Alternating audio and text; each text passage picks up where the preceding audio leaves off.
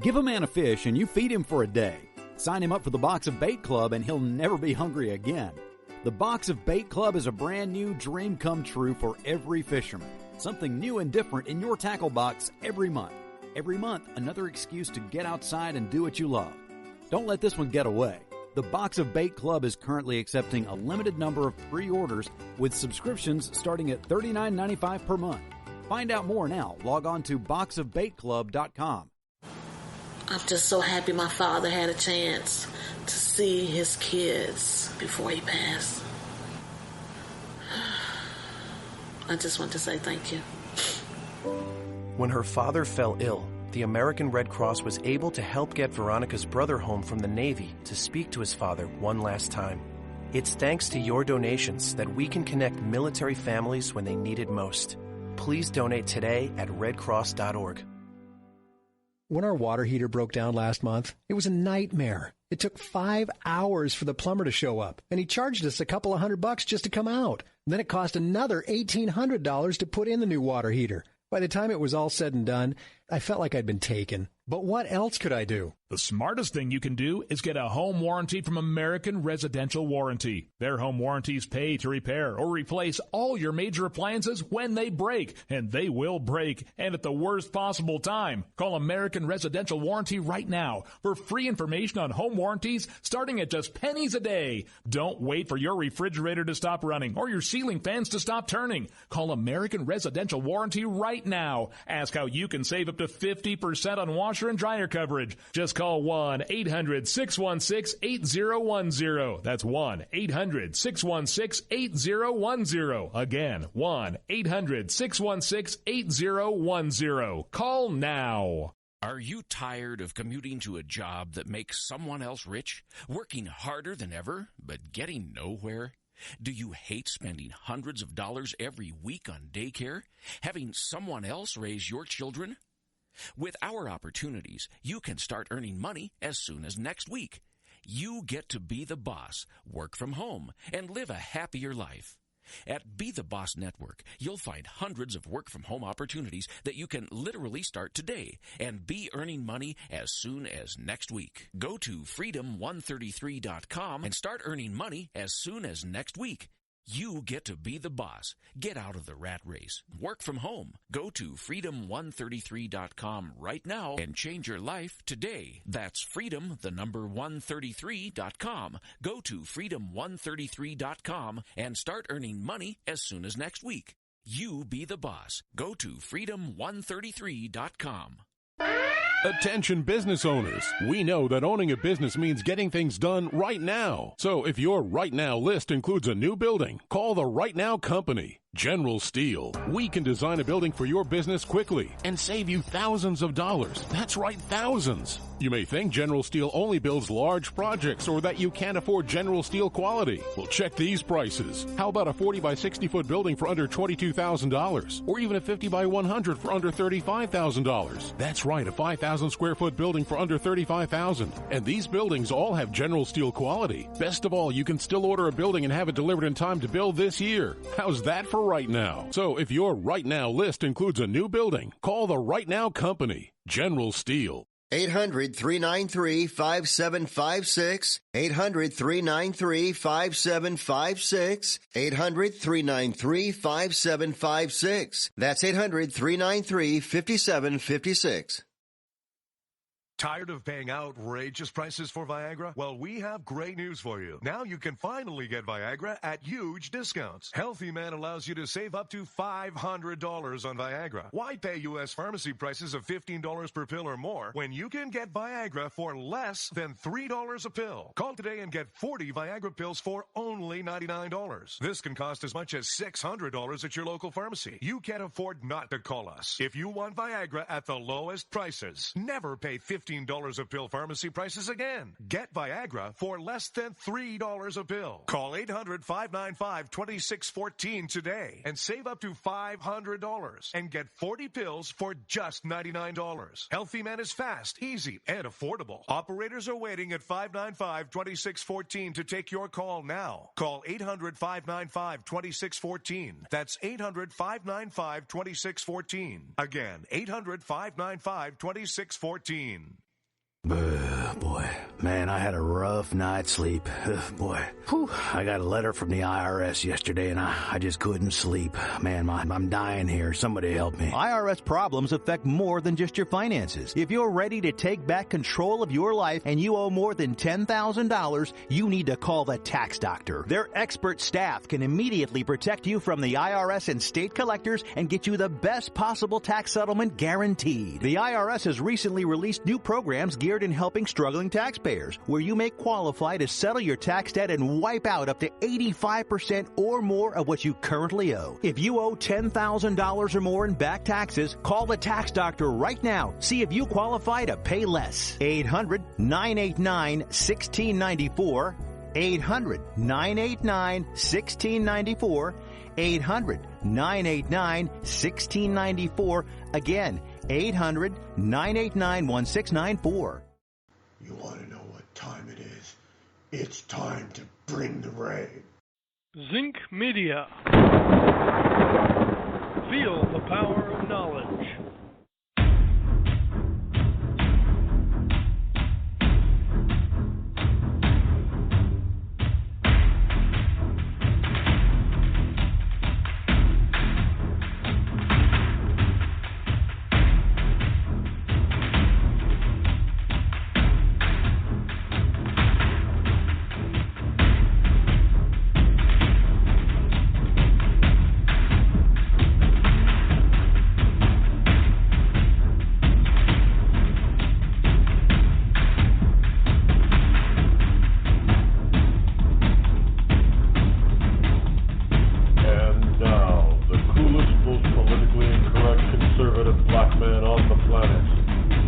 Rod Eccles.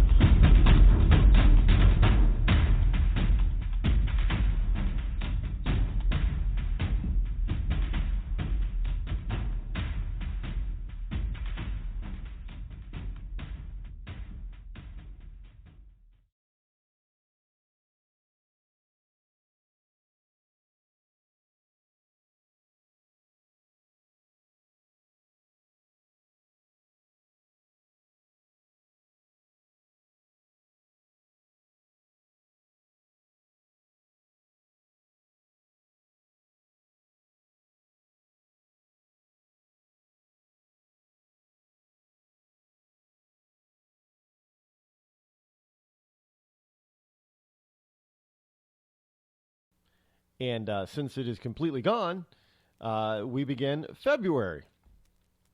February the 1st. How do you like that, folks? And since we've gone through 31 days, we can see, the first month of the year, January, usually gives us an inkling or an indication of where the first half of the year is going to go. And I'm not exactly sure I like the direction of everything. How everything is laying itself out for. I'm not talking personally. I'm talking on a national level, international level, just on a human level. Got a lot of disturbing things to talk about today, as well as, February 1st is February 1st. It also marks the beginning of the first day of Black History Month. Now, I've never been able to fully understand why we don't call it African American History Month. We don't. We call it Black History Month. And speaking of blacks, there was got a story here about something out in Arizona with the NAACP. We'll get into that a little bit later. Out in Arizona. Are there a lot of blacks or African Americans out in Arizona? There are a lot of brown skinned people, I'm sure, because, coming from South and Central America. I don't know if there's a lot of... Is there a need for an NAACP? Or are blacks considering brown-skinned people to be colored people? Because it's not the way it used to be. In fact, you go into major urban centers like Los Angeles, and New York City, and you will find often that blacks and Latinos don't get along very well. So I don't know if the NAACP represents brown-skinned people as well. Do they also represent yellow skin? Do Asians like being called yellow skin? I don't recall. But I mean, if you're going to go by color, well, they're yellow, and Native Americans are red, supposedly. I don't think I've ever seen a red man. I don't know where they got the term red man for northern Native. If you go south of the border, they're not, the Native Americans, the Indians, they're not red. They're brown, but, I guess, back in the day when they decided to call them Redskins, and they try to look at what are they going to call them? Tanskins, I guess. I don't know. That didn't work back then. So, Redskins became the derogatory tone or note back in the day. So, do they represent Native Americans as well? Well, it's the National Advancement for Colored People. Now, last I checked, Africans weren't the only colored people on the planet. And well, I guess I shouldn't ask where are they on the Nation of Islam or Islam. They don't need to represent Nation of Islam. They've got Louis Farrakhan and his group to do that. So, Farrakhan was in the news last week. I don't like covering him because I think he's such a jackass, plainly.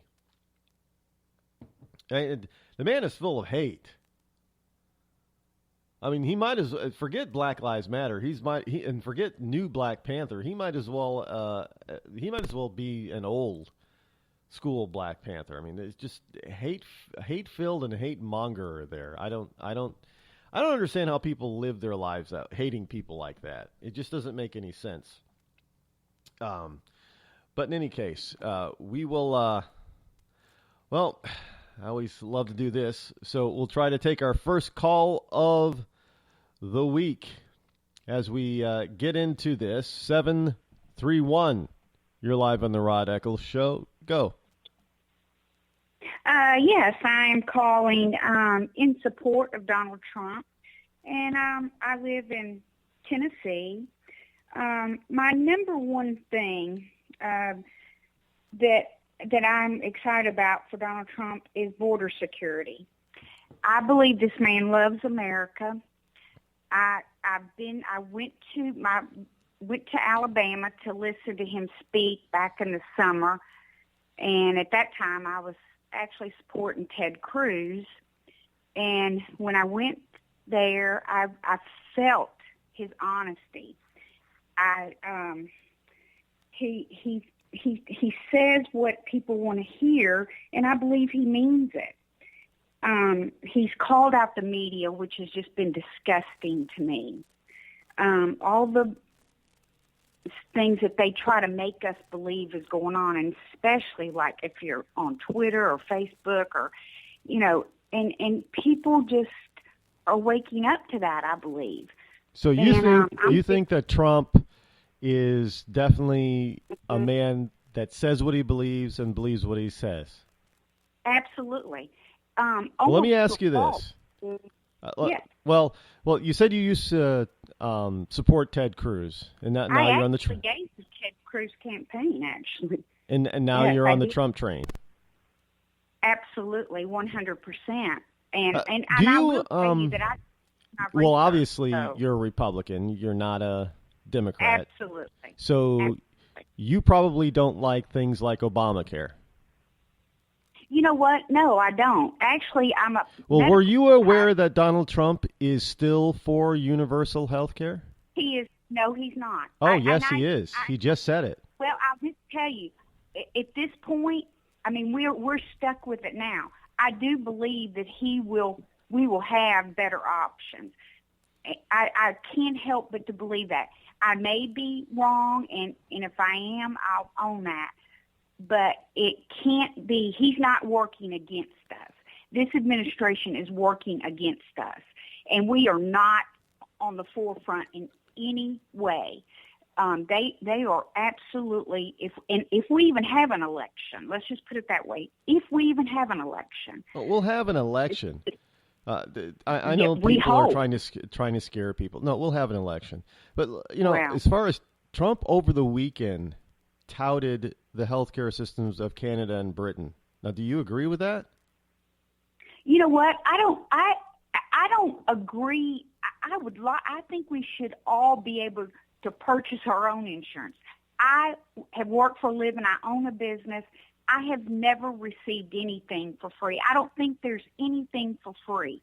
Everyone has to pay. Payday comes. So I trust that when he says that he will offer something better, I have to trust that.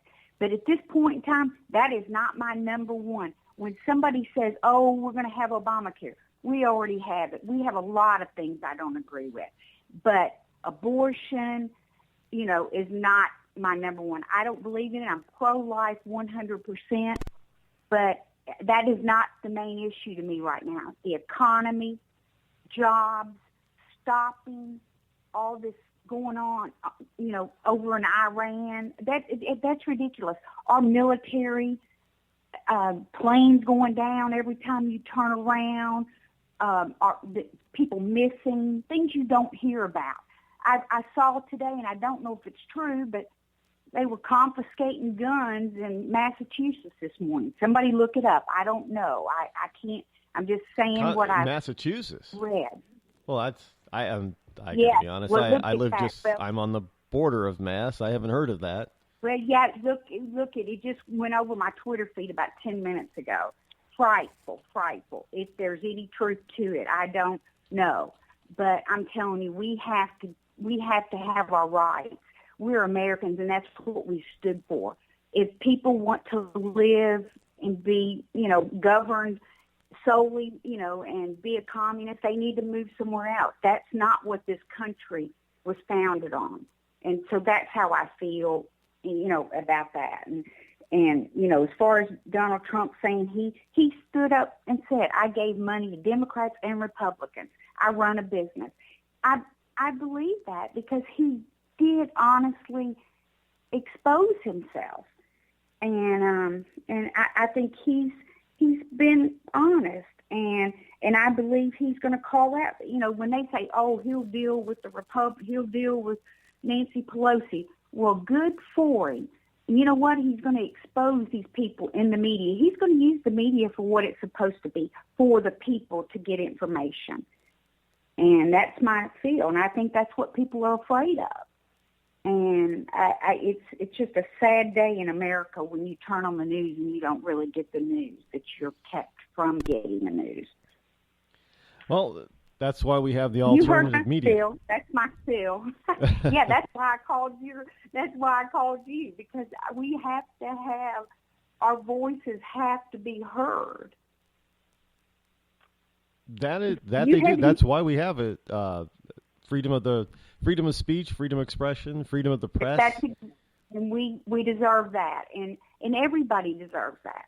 And there are a lot of good candidates running. I agree, but right now we're at a time where we don't have time to pause. I heard Rand Paul this morning talking on CNBC about, government should be slow. You know what? No. When Donald Trump raised that money the other night for the veterans, I was amazed that within 48 hours he was giving out checks publicly. That's how things need to be done. We should not have somebody running for president that has been caught doing God knows what and still allowed to run, and people think that's okay, that she would throw Americans under the bus and be qualified to run as president. And people, I wouldn't stand out and tout for her. I mean, you, for love nor money, no matter how much you paid me, I would be embarrassed, not to mention humiliated. Well, Hillary Clinton is an embarrassment. Let me ask you, what caused you to switch from Cruz? Now, Cruz supporters are very adamant, very fanatical, much like Trump supporters. So what made you go from Cruz to Trump? You know what? My first thing was actually I would say going to listen to him in person, and then after reading some of the things, his citizenship does bring me concern. I'm not a lawyer in any sense of the word. I understand the constitutions that I memorized in school, but that does bring me concern that there is going to be that's going to come back in some sense, and whether it's a Democrat or Republican, that's going to come. He's going to have to answer that. I did not like the fact that he did not allow his records to be open. That caused me concern. And then some things that I saw, read about his father. I just think and say again, if this would have been 4 years ago or 8 years ago before what's gone on in this country, I probably wouldn't even bat an eye at that. But in some of the ways he's voted and saying, I just did it this way because that's how we get things done. Well, that's not how it comes across to me, because it publicly looks like a lie, and I'm through with that. So I want the person that's going to say, you know what, hell, I did it wrong, and I'm sorry, as opposed to, I didn't know that. When you hear all you've said in your campaign is, I'm the honest one, I'm the constitutionalist. Well, if you are, you should know where you were born and what makes you a naturalized citizen. And there again, I'm no expert on that, but I'm intelligent enough to know that I read, and it doesn't look good. Oh, okay. Sounds like you really thought about that process in your switch. I did, and the thing about him, the first time I read about when he said he and Heidi had cashed in their life savings. Well, my husband and I did that to open a business as well, and I thought, wow, that's really admirable. Well, then when you start looking at these banks and I mean, did he pay his loans off? Great. Or did campaign money pay that off? I've had enough of that with Hillary Clinton. So, another appeal to me with Trump is he's spending his own money. He's taking time out of his business, and I know what that means. So I don't think it's about power. I think he wants what's best for this country. I totally, wholeheartedly, the doubter of the world, the pessimist that I am, I believe he means that. Okay, I get it. I understand why people are drawn to Trump, and now I understand why you've made a switch. And I think there are a lot of people who may feel the same way about you over Cruz as far as the citizenship question, although I think a number of very highly qualified constitutional experts have answered the question on that. The problem is with his citizenship is that if people are going to accept Cruz, they have to. I know they can't accept Rubio. No, it's not Rubio. Rubio, he was born here. The question becomes is that if they accept Cruz, that means their argument against Obama is now moot. And I think people are having. I agree, and I'm telling you, I no more believe. Don't even get me on that soapbox, because that is the saddest thing I've ever seen, and I totally blame the media for that. They would not have let that happen. If that had been a Republican, that bug would have been smushed. I mean, before it even got out of the screen. I mean, it's crazy that happened. But and to undo what's happened in this country is going to be absolutely almost. It's going to be an act of God, and I many times I say, Lord, this is in your hands, and I don't know what it is, but something has to be done, and you have eyes on everything. We don't. We just have bits and pieces. But I believe there's judgment for each thing, and I think he's going to be judged. At some point, yes, we all will.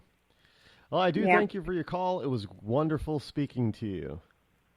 Well, thank you for listening to me, and I just, God bless America. God bless America indeed. Thank all right. you. Bye-bye. Bye-bye. Well, there's another person in the Trump corner, and that's fine. Just understand that it's not that I am trying to trash Trump, but let's be honest here. You know, we have to learn how to be a little bit more consistent in our thought process. If you don't like something from one group of politicians or one group of people, then I don't know how you can like it when it comes from another politician or another group of people. Now, don't get me wrong, Donald Trump is not a politician, not yet. Not in the sense that we know what a professional politician is. Is the guy an orator? Absolutely. Donald Trump is an orator. Is he a statesman? Yeah. I don't know about that. Is he a politician in the pure political sense? No. But is he a politician in knowing that he has to be a little bit political in order to get things done that he needs or wants to get done? Absolutely. And remember what Tip O'Neill said. All politics are local. So in other words, if all politics is local, that means those who are local have to understand the political process. Donald Trump is fully aware of the political process. That doesn't make him a statesman.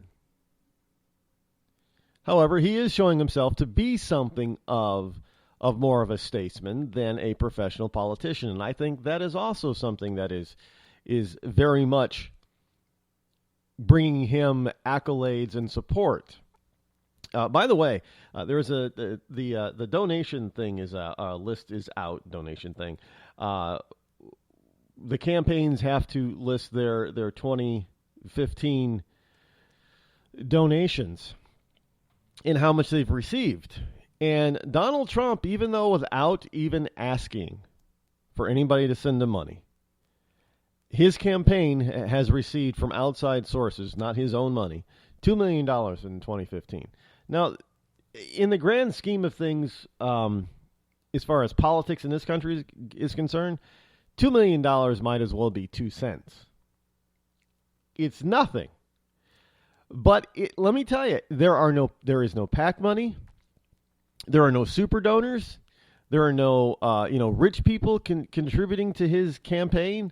This is all people, even when Donald says he doesn't want anybody's money. You have to understand that's $2 million, meaning that a bunch of people, kind of like Bernie Sanders supporters, have to send in, little bits of money. So it has to be a lot of people sending in little bits of money to him. Now, Bernie Sanders, on the other hand, he just garnered another $20 million. I mean, this political season is absolutely insane with what we have. I mean, the two biggest people being talked about are the outsiders on both sides of the political aisle. I don't know when anybody could have ever thought that an outsider socialist bordering on communism could have ever usurped the heir apparent. I know we've had it before with Obama usurping Hillary Clinton in 2008, but there was something a little bit different there. Let's face it, Obama was half African. He had dark skin. He didn't look like the rest of them. And the Democrats thought we could make even greater history here by electing a black guy instead of a woman. So Hillary was doomed. Once Obama got in the race and people started listening to him and thought that he was so brilliant, Hillary was doomed. Now, what's the excuse this time? An old, white, gray-haired, angry curmudgeon from Vermont is usurping the heir apparent once again. Well, and people are flocking to him. And, we may have thought it was just the young. It's not just the young, unfortunately. There are people in the baby boomer generation, which is really scary, that are flocking to this guy on the left. And it's sad. and it's scary.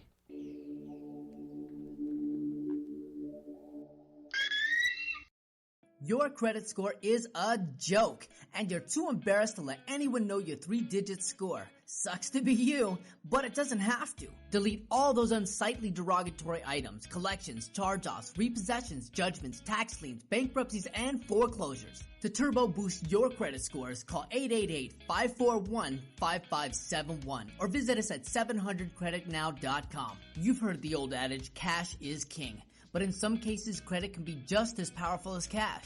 Not many people have $200,000 to put down on a house, or $50,000 to put down on a car, or $25,000 to put down in a business. But look around and you'll find that millions of Americans do have homes and cars all purchased with little to no money down.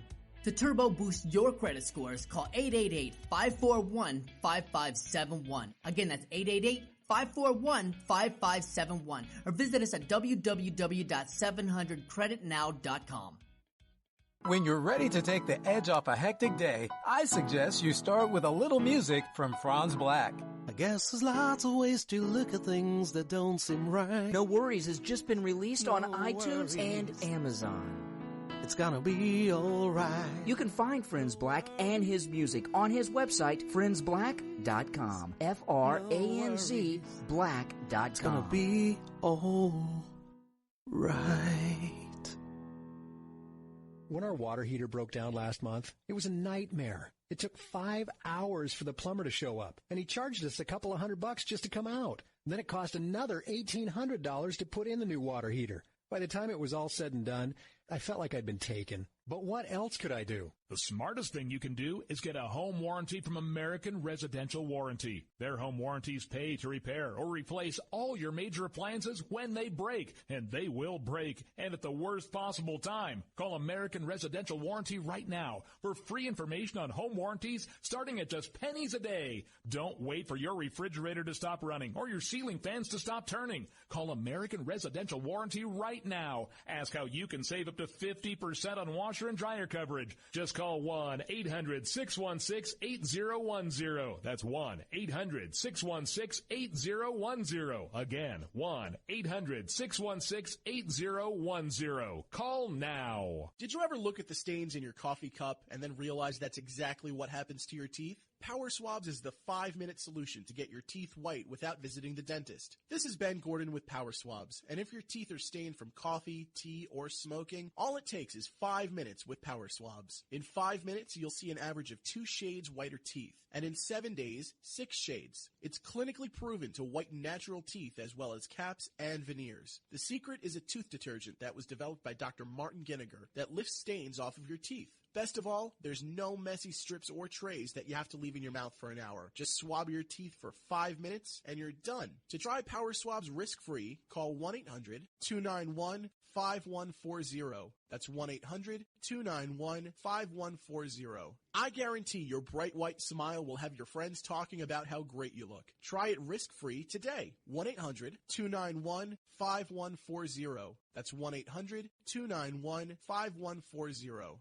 Tired of paying outrageous prices for Viagra? Well, we have great news for you. Now you can finally get Viagra at huge discounts. Healthy Man allows you to save up to $500 on Viagra. Why pay U.S. pharmacy prices of $15 per pill or more when you can get Viagra for less than $3 a pill? Call today and get 40 Viagra pills for only $99. This can cost as much as $600 at your local pharmacy. You can't afford not to call us. If you want Viagra at the lowest prices, never pay $15 a pill pharmacy prices again. Get Viagra for less than $3 a pill. Call 800-595-2614 today and save up to $500 and get 40 pills for just $99.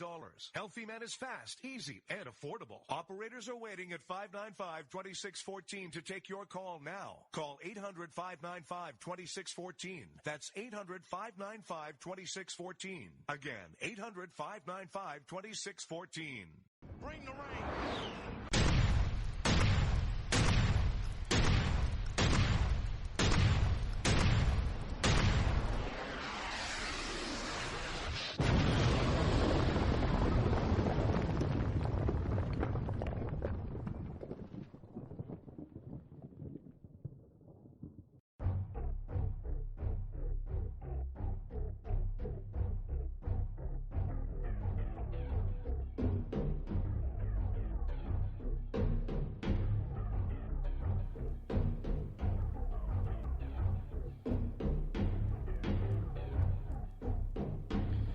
And welcome back. 603-835-3224 is the call-in number. The lady that was just on, the wonderful woman that was just on the phone with me, she made some mention of gun confiscation in Massachusetts. Now, I did a quick search, because yours truly can do that during the break. And what I found out was what she was referring to, because I thought it was kind of interesting that there'd be I hadn't heard of any gun confiscation going on in Massachusetts, not recently. Didn't know that the new governor down there, Republican, I know although he's a Republican light, he's a moderate, still has no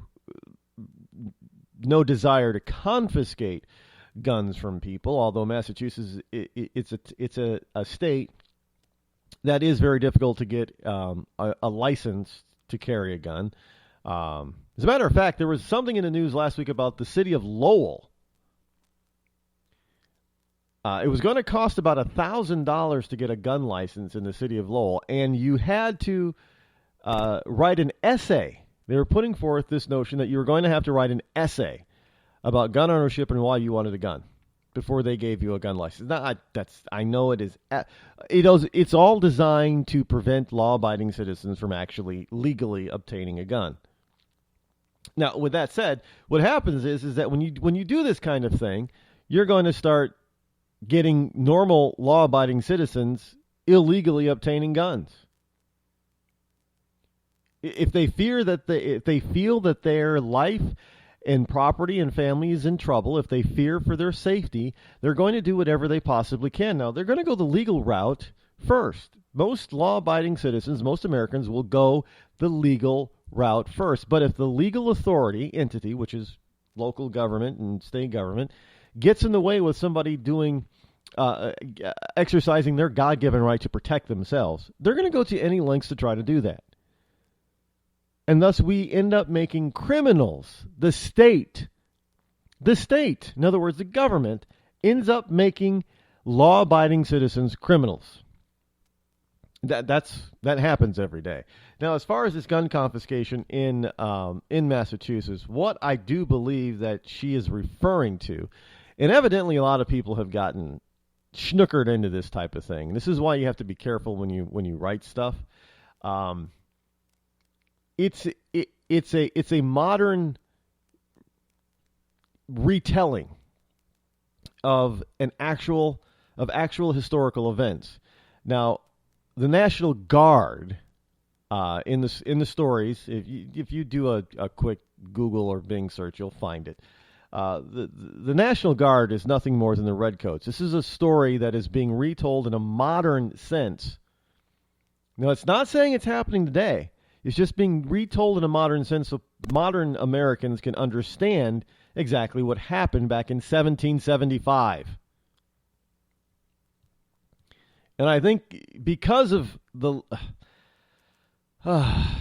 you can say it's the gullibility, the lack of education, the lack of paying attention, the lack of logical thinking and logical thought. You can say all of that has led to a number of people believing that the story is a modern story and not about American history pre-Revolutionary War.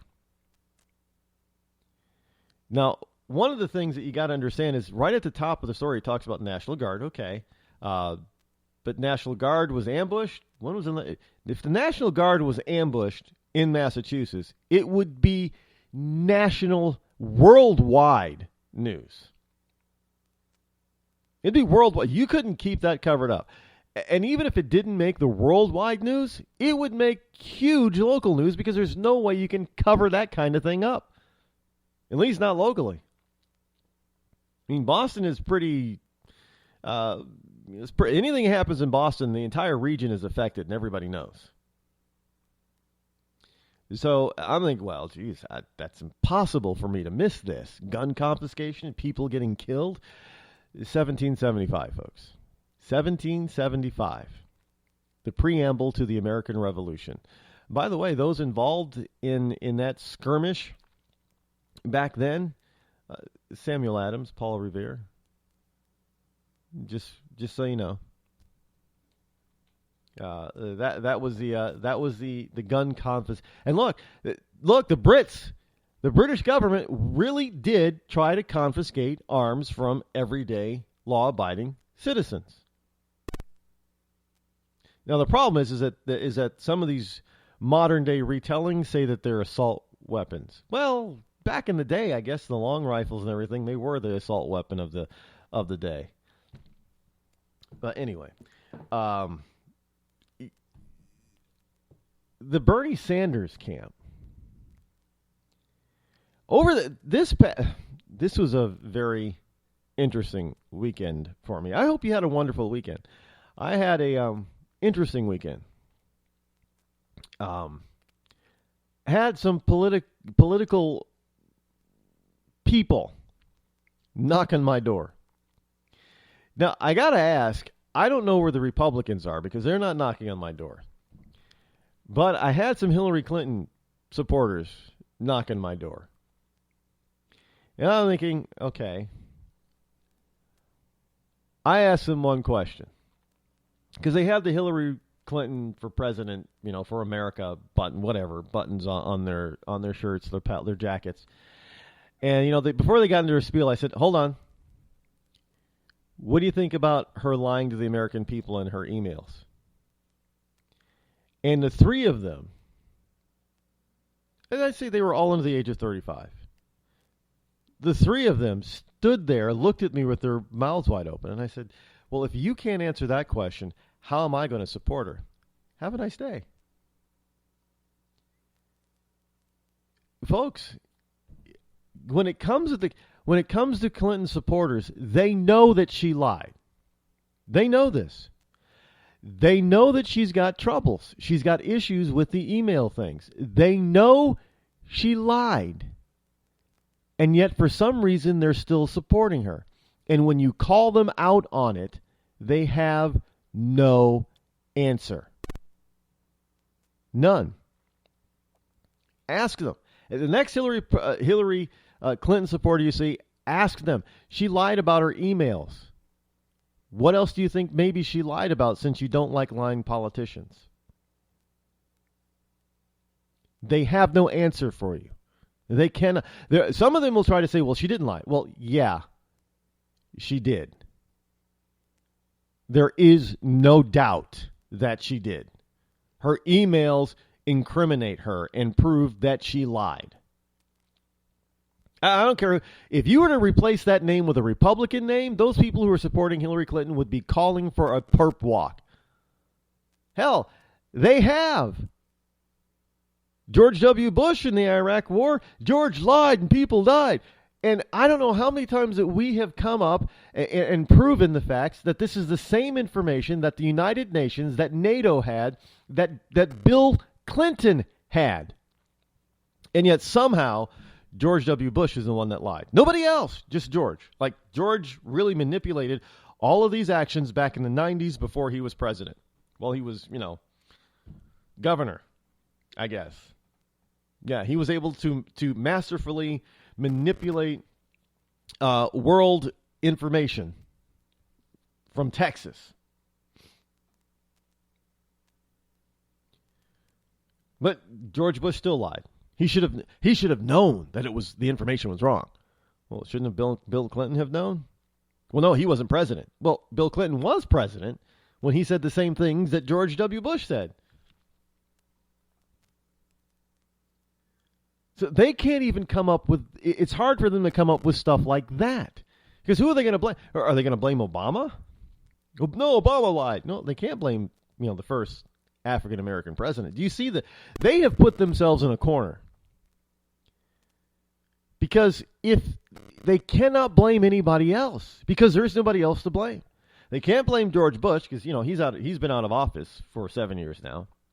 So, that's something that they can't blame on Bush. Clinton and Obama, they did take out Muammar Gaddafi in Libya. That wasn't George W. Bush.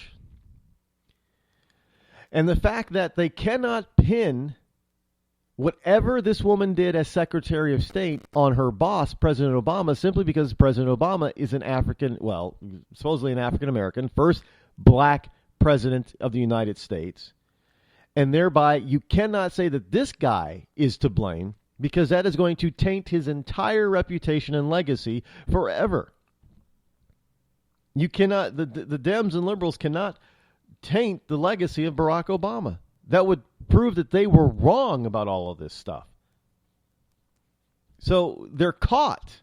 They're trapped. They can't give you a bona fide, even half-hearted, thoughtful answer. It's not going to be logical, but at least they have thought it out. Yeah, we're going to think this lie out, man, and to try to cover, or we're going to think this answer out to cover up for her shortcomings. They can't. There's no way out. So when I asked, well, what do you think about her lies in the emails? Silence. Her silence at my doorstep. Well, as true to fashion, next day, my next door neighbor is obviously a very I'm could look out my front windows and see neighbors, a neighbor. I can look out some of my windows and see a neighbor that is supporting Bernie Sanders.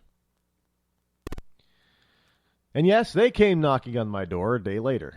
Over the weekend, yeah, disturbing me in my rest, in my enjoyment of my freedom. And I see the Bernie Sanders, three of them. There was they were all college age. Mixed, very interesting though, very clever. Because there was a black woman, young black woman, a young bearded white man, and a Latino man. Yeah, very clever. I wonder who thought of that one. But here they come knocking on my door with the big Bernie Sanders buttons on them. And I'm like, hold on. I was really not in the mood to listen to any pitch about Bernie Sanders. And I wasn't going to take them on at the moment because I was in a kind of, at that particular point, I was kind of grumpy. That I would have to get up and answer my door to find a bunch of Bernie Sanders give me everything free college students standing in front of me. So I just, trying to be as polite as possible, said, hold on. I'm not into Bernie Sanders and I'm not into Hillary Clinton. And she says, well, can we ask you a question? I'm like, oh, dear God, here it goes. Well, are you Mr. So-and-so? I said, that person hasn't lived here in probably 6 years. You've got some really old info, some old intel.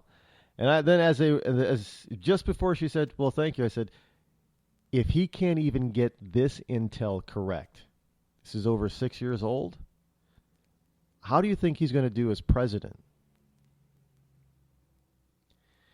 And all three of them, their eyes got big, huge. I mean, think about it. You're running a campaign to run for president, and you can't even get the intelligence report of who lives where when the records are very odd. I mean, all you got to do is go to the post office, for crying out loud.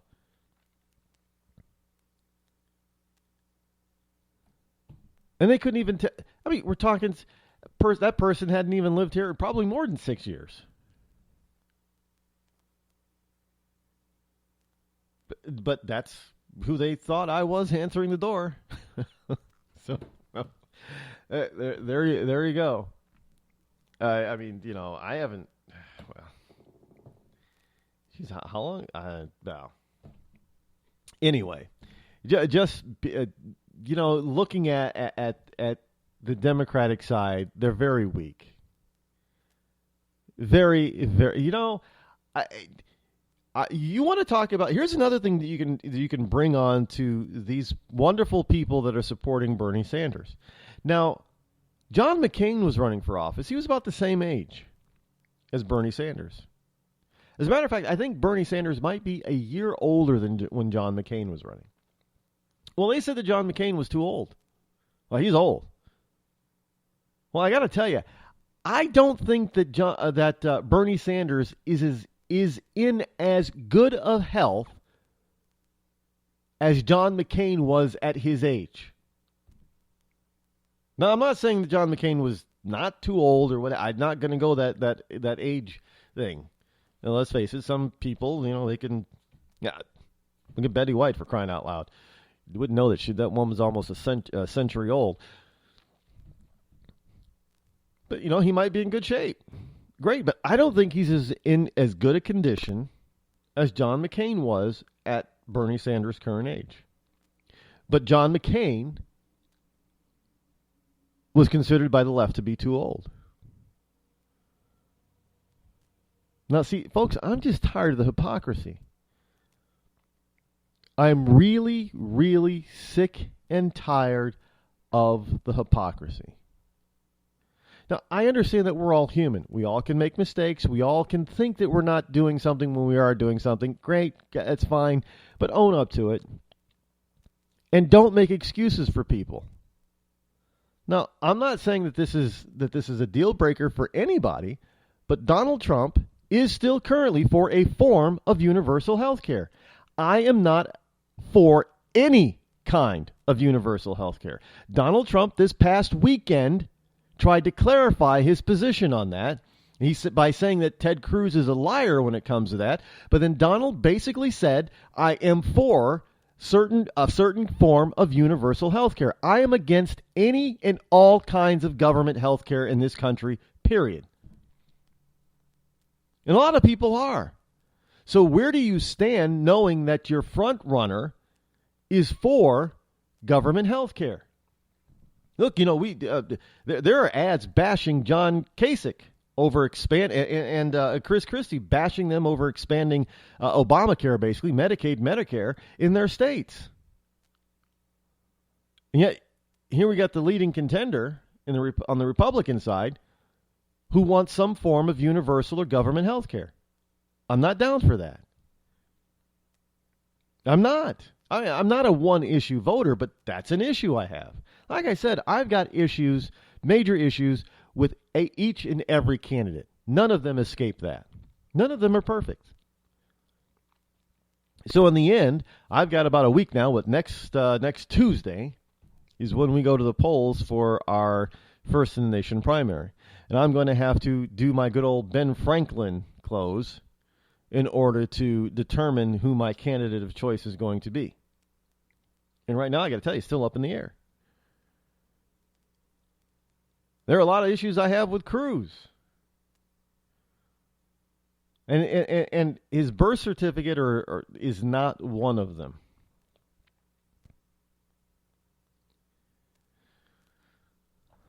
I mean, we've already been through that with Obama. And as I've said, when it comes down to it, if you read the letter of the law the way a lot of constitutional experts are saying, and if you're going to use the same argument for Cruz, or if you're going to use that argument for Cruz, you have to be able to use it for Obama. And I think unfortunately now, a lot of Republicans are finding themselves in that position, and they don't like being in that position.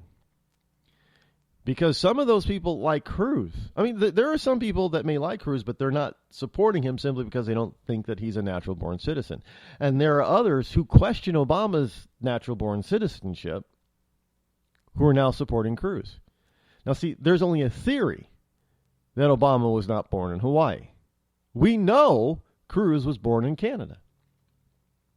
But yeah, and still they're supporting Cruz but hate Obama for that same thing. So the whole point is that that's very hypocritical. So there are a number of people who didn't like Obama for that reason, but are now liking Cruz, and it's the exact same thing. Now, granted, there are some people who didn't like Obama for that reason, and they're not liking Cruz simply for that reason. Good for them. They're sticking to their guns. They're not being hypocritical. But if you're supporting Cruz and didn't like Obama simply because Obama's birth is in question, of where he was born, you're being a hypocrite and you need to re-examine yourself. Just laying it on the line, folks. Now, you can say that, he was born in Kenya. Well, Cruz was born in Canada. Well, Obama's daddy wasn't an American. Well, neither was Cruz's daddy.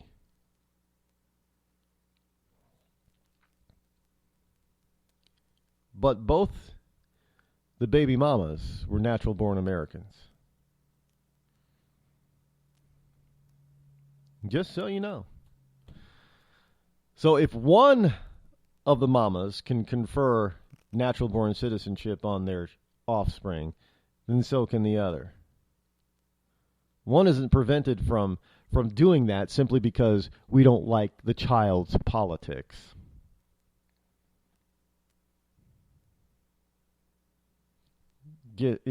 That's just not a it's not a logical possibility. Sorry. And I know there are a lot of people out there that just they can't stand Obama, and they want to do whatever they possibly can to try to bring that man down. Look, you don't need to use any false notion to bring down Obama. Not at all. The guy is, he can do that all by himself. He definitely doesn't need any assistance in that area. Think about it. Look who Obama is, and look what he's done the past 7 years. You're going to tell me that you need to come up with some fake or false narrative to make him look worse? I don't think it's necessary.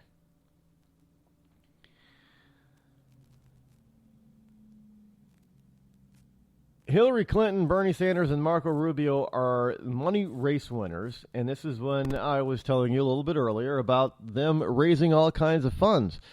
Now, the Clinton campaign raised $112 million in 2015. And for all of you, again, hypocritical, for all you people out there who don't like the Koch brothers, for all you people out there who don't like Citizens United, for all you people out there on the left, I'm talking the left now, that don't like Citizens United, that don't like PACs and super PACs, understand that Hillary Clinton, one of your favored, is a big utilizer of big money donations. Now, the billionaire donor George Soros recently gave $6 million to Clinton's super PAC. Now, you people out there who are supporting Clinton, you're the same people that don't like the Koch brothers. Now, the Kochs have given out millions of dollars to super PACs in support of candidates of their choosing. But you always remain silent when it comes to George Soros, who's given far more than the Koch brothers. The Koch brothers are buying elections. Well, George Soros has outspent the Koch. I think the last numbers were 3-1 over the Kochs. In other words, let me put it to you in very simplified math terms. 3-1. If you got $6 million, with that $6 million, you know how much the Koch brothers would have to give to equal George Soros' $6 million? It would mean that they would only give $2 million. If George Soros outspent them 3-1, it would mean, simple math, 2 million equals 6 million. Get it? Got it? Pretty simple. 100 million equals 300 million. Get it? Got it? 3-1. So for every $1 that the Koch brothers donated, George Soros donated $3. I don't know how else to put it so you guys out there in Rush Limbaugh's Real Linda can understand it. I know.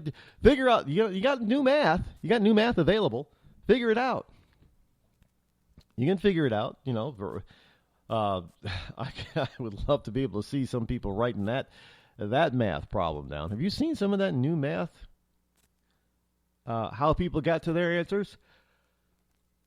Unbelievable. And yet somehow, sometimes they're able to get to the right answer. It's mind-boggling. Unfortunately, that doesn't work in politics. Not at all. But, hey, you can always try. But 3-1 is still 3-1.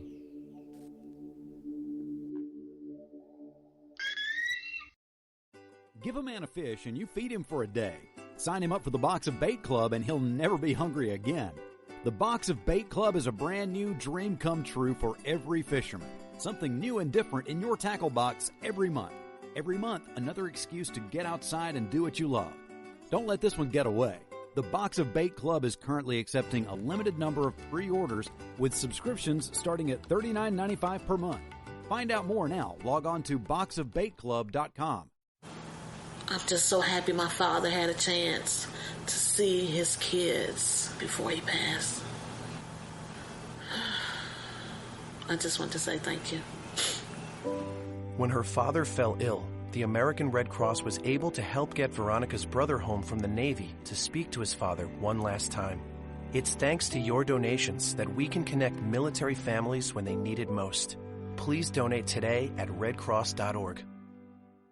When our water heater broke down last month, it was a nightmare. It took 5 hours for the plumber to show up, and he charged us a couple of $100 just to come out. And then it cost another $1,800 to put in the new water heater. By the time it was all said and done, I felt like I'd been taken. But what else could I do? The smartest thing you can do is get a home warranty from American Residential Warranty. Their home warranties pay to repair or replace all your major appliances when they break, and they will break, and at the worst possible time. Call American Residential Warranty right now for free information on home warranties starting at just pennies a day. Don't wait for your refrigerator to stop running or your ceiling fans to stop turning. Call American Residential Warranty right now. Ask how you can save up to 50% on washer and dryer coverage. Just call 1-800-616-8010. That's 1-800-616-8010. Again, 1-800-616-8010. Call now. Are you tired of commuting to a job that makes someone else rich? Working harder than ever, but getting nowhere? Do you hate spending hundreds of dollars every week on daycare? Having someone else raise your children? With our opportunities, you can start earning money as soon as next week. You get to be the boss, work from home, and live a happier life. At Be the Boss Network, you'll find hundreds of work-from-home opportunities that you can literally start today and be earning money as soon as next week. Go to freedom133.com and start earning money as soon as next week. You get to be the boss. Get out of the rat race. Work from home. Go to freedom133.com right now and change your life today. That's freedom, the number 133.com. Go to freedom133.com and start earning money as soon as next week. You be the boss. Go to freedom133.com. Attention business owners. We know that owning a business means getting things done right now. So if your right now list includes a new building, call the Right Now Company. General Steel. We can design a building for your business quickly and save you thousands of dollars. That's right, thousands. You may think General Steel only builds large projects or that you can't afford General Steel quality. Well, check these prices. How about a 40 by 60 foot building for under $22,000? Or even a 50 by 100 for under $35,000? That's right, a 5,000 square foot building for under $35,000. And these buildings all have General Steel quality. Best of all, you can still order a building and have it delivered in time to build this year. How's that for right now? So if your right now list includes a new building, call the Right Now Company. General Steel. 800-393-5756. 800-393-5756. 800-393-5756. That's 800-393-5756. Tired of paying outrageous prices for Viagra? Well, we have great news for you. Now you can finally get Viagra at huge discounts. Healthy Man allows you to save up to $500 on Viagra. Why pay U.S. pharmacy prices of $15 per pill or more when you can get Viagra for less than $3 a pill? Call today and get 40 Viagra pills for only $99. This can cost as much as $600 at your local pharmacy. You can't afford not to call us. If you want Viagra at the lowest prices, never pay $15 a pill pharmacy prices again. Get Viagra for less than $3 a pill. Call 800-595-2614 today and save up to $500 and get 40 pills for just $99. Healthy Man is fast, easy, and affordable. Operators are waiting at 595-2614 to take your call now. Call 800-595-2614. That's 800-595-2614. Again, 800-595-2614. Boy, man, I had a rough night's sleep.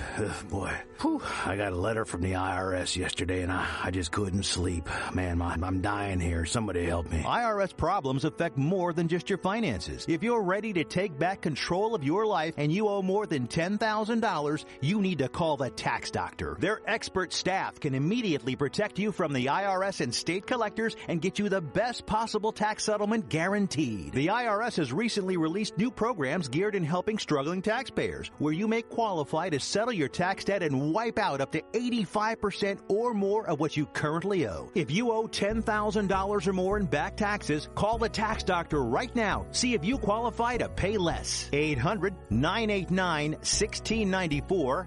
800-989-1694. 800-989-1694. Again, 800-989-1694. You want to know what time it is? It's time to bring the rain. Zinc Media. Feel the power of knowledge.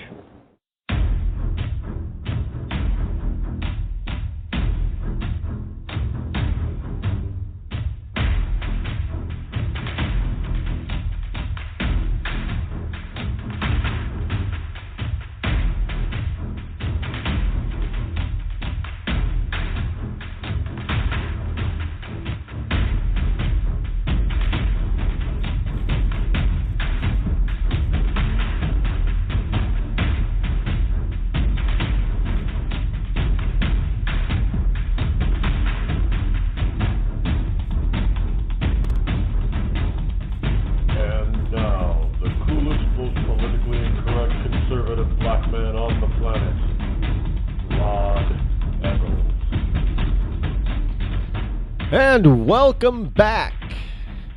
It is I, your lovable host, Elrod, coming to you live from my bunkerized home studio for hour number 2 here on the Rod Eccles program. Broadcasting to you live from my bunkerized home studio somewhere within the great granite state of New Hampshire, where the state motto is still live free or die, here on this February the 1st, 2016, which is in the year of our Lord. And it is also the first day of Black/African American History Month. I don't know what we're calling it now. Should we say brown skin? I don't know. Darker than tan brown skin? Is that? I don't know. Black History Month. And I know there are some blacks out there who are going to be, thinking I'm making fun of the whole Black History Month thing.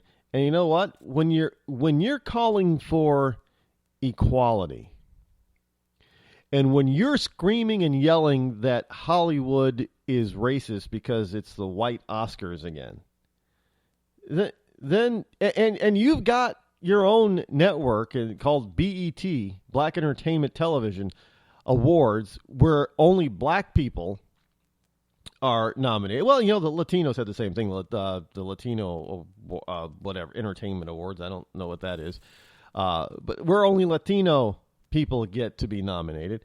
Well, if you're going to have those types of segregated things, don't you dare blame the Oscars for having a bunch of white people nominated for an Oscar when you're calling for equality. I mean, it's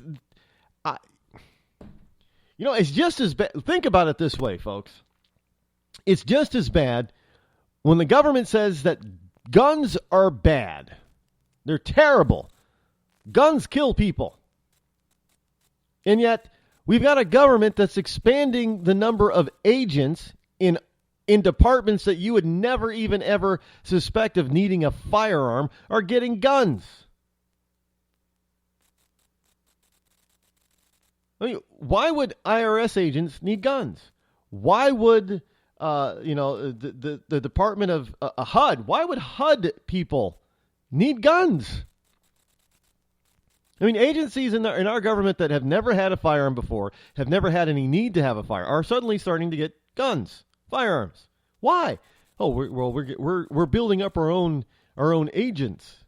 What do you need? You need your own. Each government agency needs its own police force. Basically, that's what they're asking. What they're telling you. Well, I don't know. Are they going to go out and try to investigate whether or not? Do they think it's real dangerous to go out and investigate whether or not there are housing violations? Yeah, I can see all those wonderful homeowners are just so adamant about not dealing with the government that they're going to shoot an unarmed agent coming to the door. And if the agent feels so inclined that they fear for their safety, don't they normally bring along a state trooper or a city cop?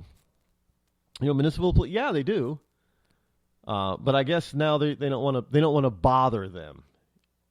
So I guess they're going to need to bring have agents with their own guns.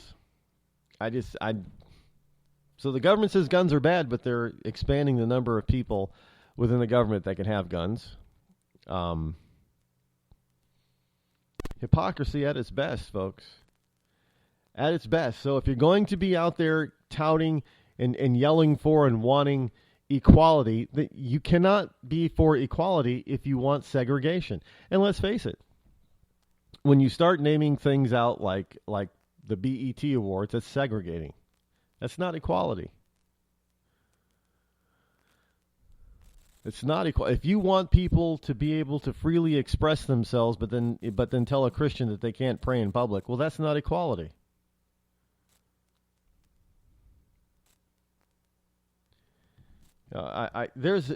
If we just, the problem is that people let their emotions get the better of them all the time.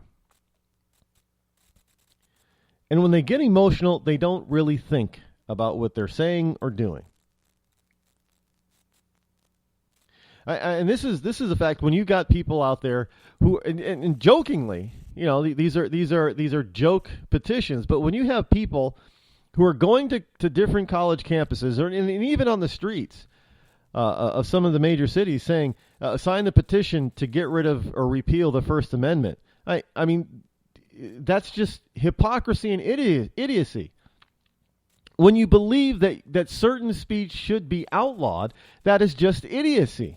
It's hypocrisy because you're calling for something that you do yourself, but you don't want somebody else to do when you're doing exactly the same thing. That's hypocrisy. Plain and simple. Let's take another call here. Let's see if we can get the caller in the line. Well, just missed him, I guess. Give us a call back. I don't quite get or understand. Well, because people think that they're, you know what it is, and this is the whole point. Because people, believe it or not, the more liberal you are, the more selfish you are. It's all about them. It's the me factor. Well, let me prove to you what I'm saying. You're a liberal. You want a government program to help somebody else. Why? Because you're too lazy to go out there and help that type of person yourself. So you want to feel good about yourself, but you're going to let somebody else do the work. It's all about relieving you of your pressure to do good. It's all about making you feel so much better about yourself. Not whether or not the person actually gets the relief that you say that they deserve. Oh, no. Hey, that's somebody. I just said it's somebody else's problem. I gave the government power to go fix that, so it's the government's problem, not mine anymore. But you feel good about it because now you can go about your daily routine, your daily life, without having to think about it, and without having to spend your time, your precious time, actually doing something about it. That's hypocrisy, folks, plain and simple. 336, you're live on the Rod Eccles Show. Go. Good morning, Rod. Good morning. I'm the Trump guy, man. I'm ready to get this thing done this evening up in Iowa. I think Trump is going to take it. I think Trump is going to win this caucus and bring it home. And now, what do you think about him trying to clarify his position on Obamacare and universal health care? What do I think about him trying to? Well, yeah, he said that he believed in a form of universal health care, and he basically said it this weekend.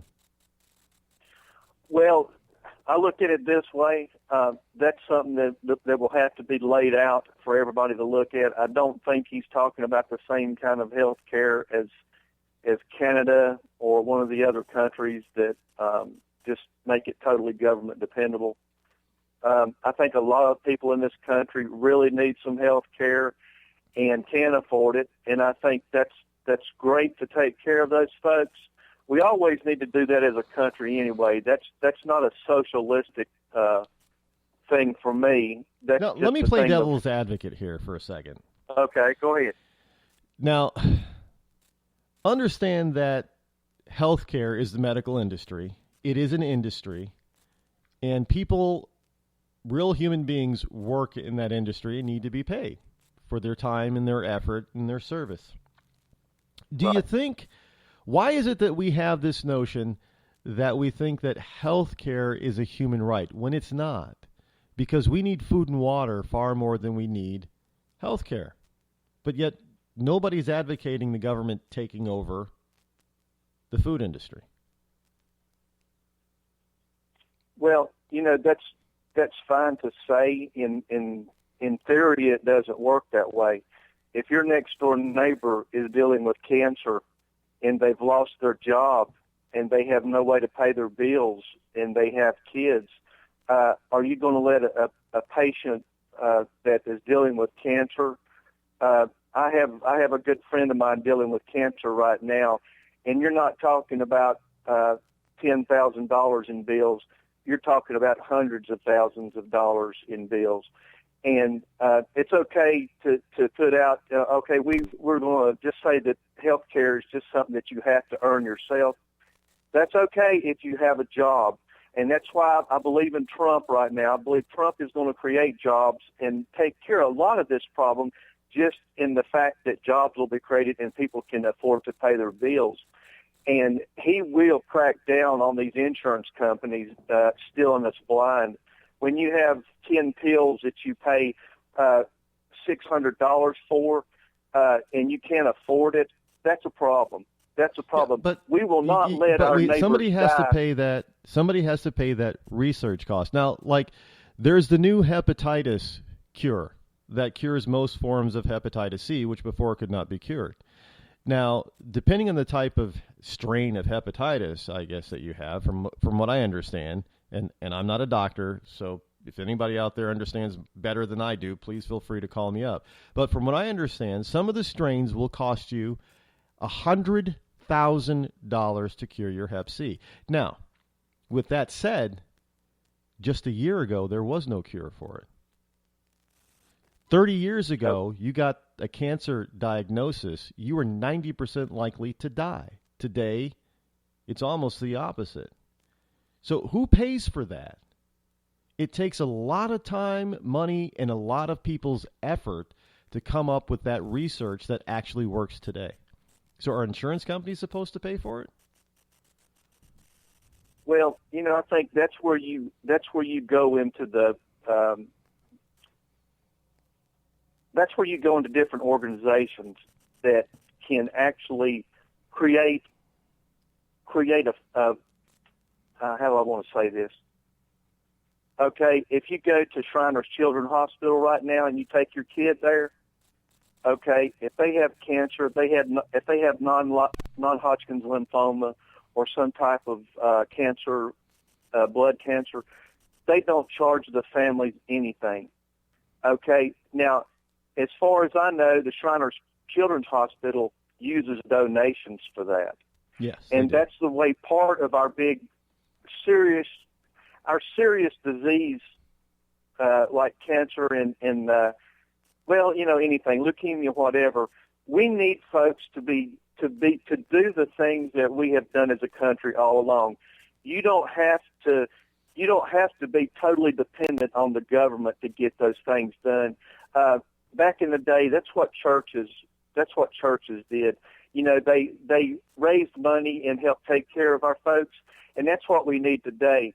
And I don't think you can compare what Trump is trying to do to anything as far as a socialized.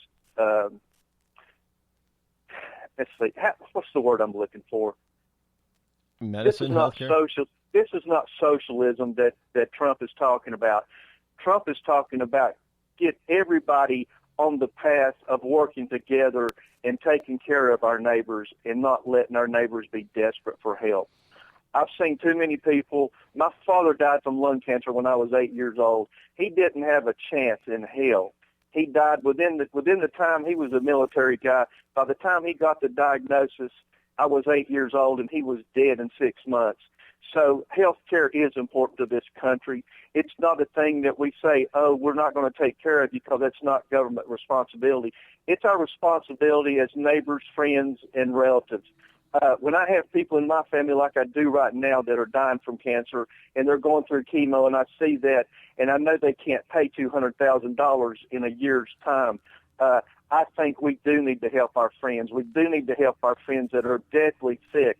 I don't want to pay an illegal immigrant family coming here that have 6 people in the family and they have no insurance whatsoever and take care of them the rest of their lives. That's not what Trump's talking about. Trump's talking about take care of the people in this country that need it, that don't have jobs, that need jobs.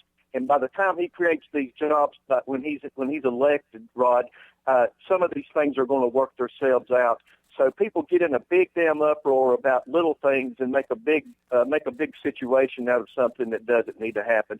He is the only candidate on the Republican side that can beat Hillary, the lady that needs to go to prison, that should have been in prison. He's the only one that can beat her. And whatever he does about health care, I think it will be done in a way that's going to make America better. And I digress, brother. No, that's quite all right.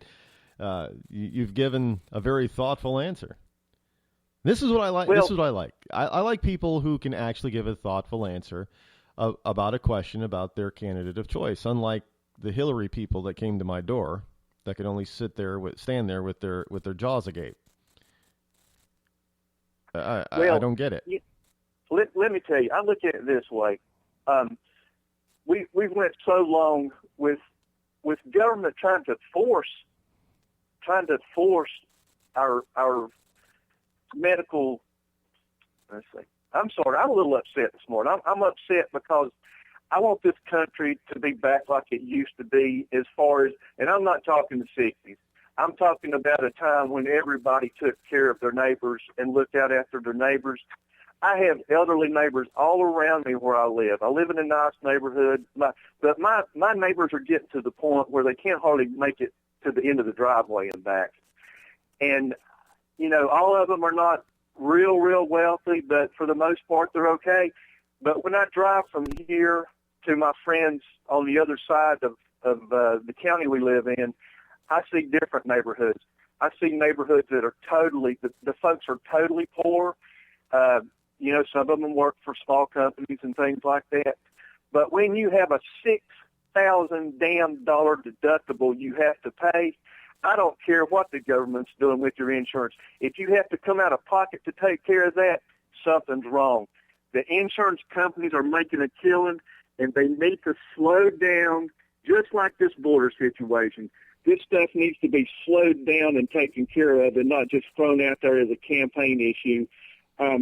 Our country, our people, our Americans come first. The illegal immigrants, if we thin that out, if we get rid of half of the illegal immigrants we have in this country, our insurance will be where it needs to be, because we're paying for a lot of people that don't even need to be here, and I'm damn tired of it, brother. I'm damn tired of it. You know, you want to work and you want to contribute to our society, then you become a citizen, you pay your taxes, you pay your part in what we're all paying as far as insurance, and then when you go to the hospital with your 12 kids and they're not legal, and they say, I'm sorry, you're going to have to come out of pocket and pay for your hospital bill, like the other people that have jobs do, then you can get in my face and tell me about health care insurance. Until everybody pays their fair share, it's never going to be right.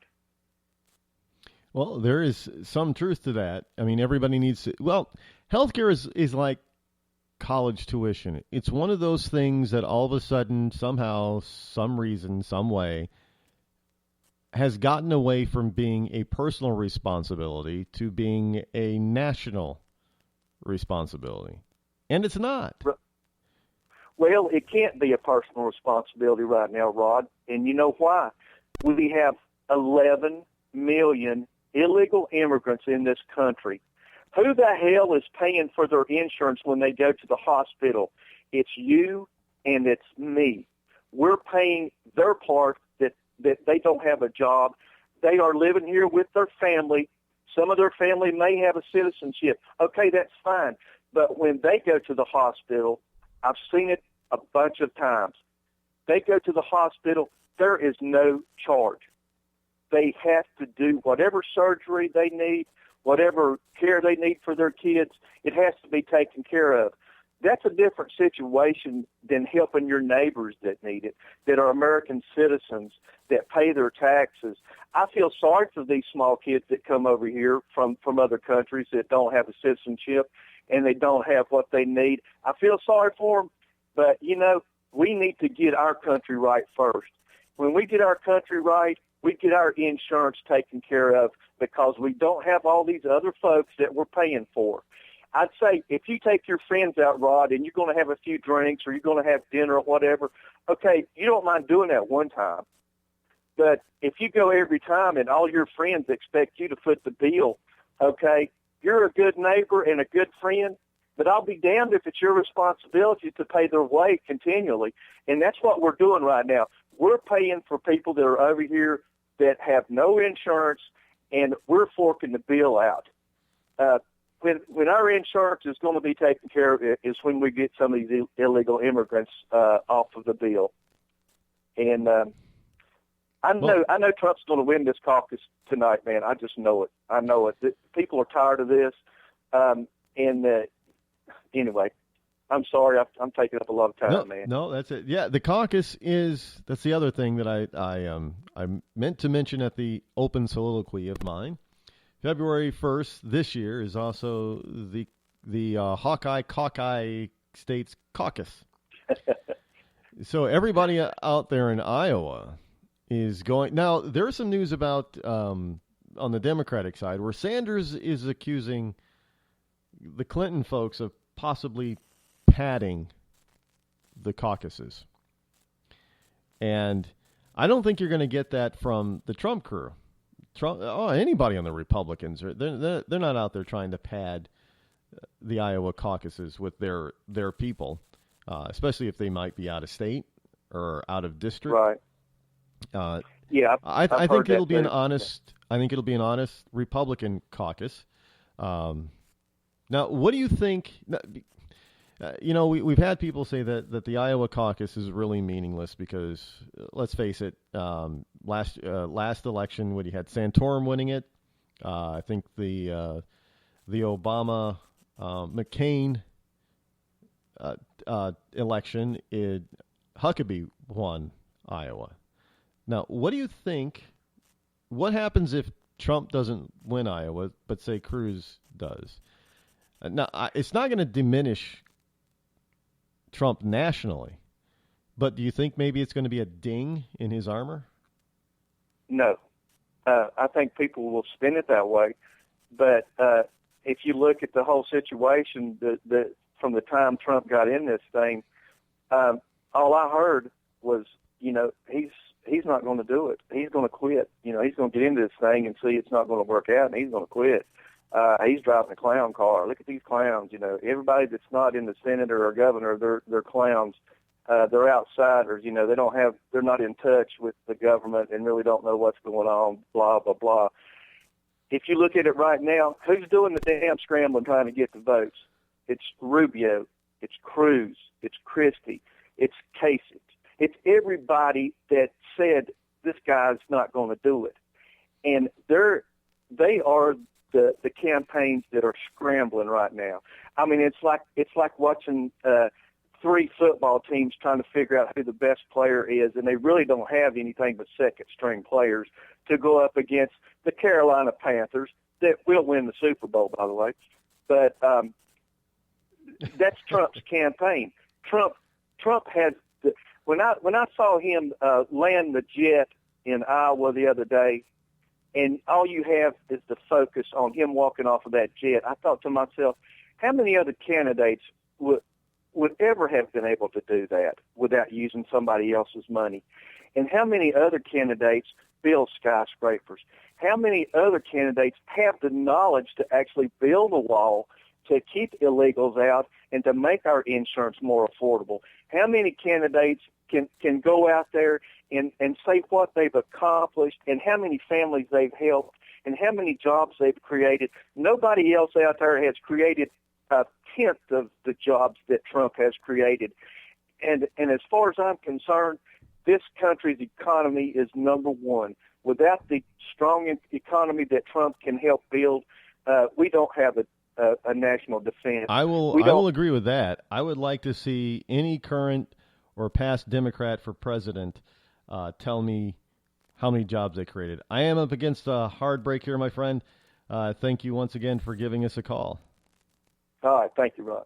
Bye-bye.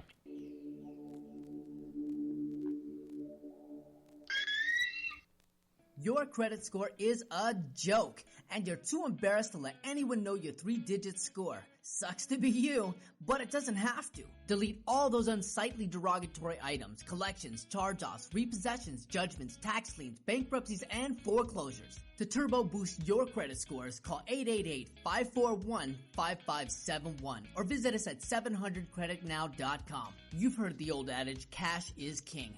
But in some cases, credit can be just as powerful as cash.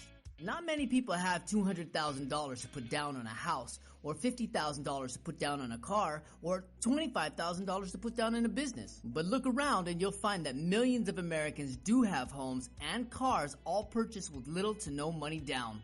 To turbo boost your credit scores, call 888-541-5571. Again, that's 888-541-5571 or visit us at www.700creditnow.com. When you're ready to take the edge off a hectic day, I suggest you start with a little music from Franz Black. I guess there's lots of ways to look at things that don't seem right. No Worries has just been released on iTunes and Amazon. It's gonna be alright. You can find Friends Black and his music on his website, friendsblack.com. F-R-A-N-Z black.com. It's gonna be alright.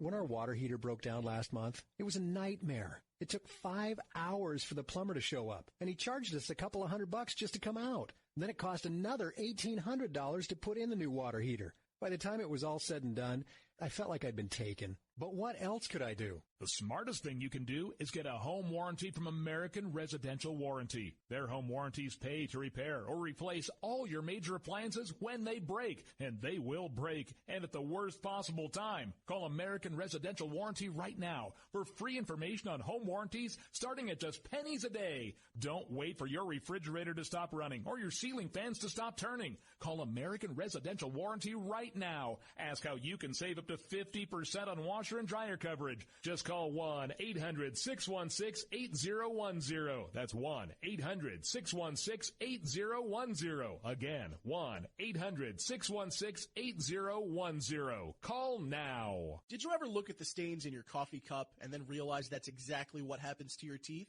Power Swabs is the 5-minute solution to get your teeth white without visiting the dentist. This is Ben Gordon with Power Swabs, and if your teeth are stained from coffee, tea, or smoking, all it takes is 5 minutes with Power Swabs. In 5 minutes, you'll see an average of 2 shades whiter teeth, and in 7 days, 6 shades. It's clinically proven to whiten natural teeth as well as caps and veneers. The secret is a tooth detergent that was developed by Dr. Martin Ginniger that lifts stains off of your teeth. Best of all, there's no messy strips or trays that you have to leave in your mouth for an hour. Just swab your teeth for 5 minutes and you're done. To try Power Swabs risk-free, call 1-800-291-5140. That's 1-800-291-5140. I guarantee your bright white smile will have your friends talking about how great you look. Try it risk-free today. 1-800-291-5140. That's 1-800-291-5140.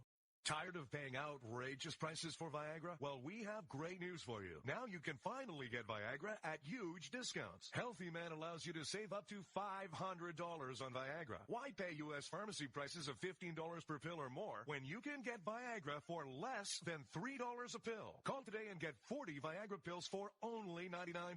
This can cost as much as $600 at your local pharmacy. You can't afford not to call us. If you want Viagra at the lowest prices, never pay $15 a pill pharmacy prices again. Get Viagra for less than $3 a pill. Call 800-595-2614 today and save up to $500 and get 40 pills for just $99.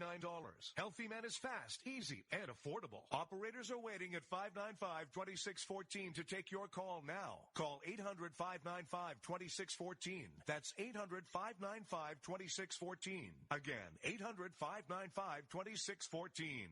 Bring the rain.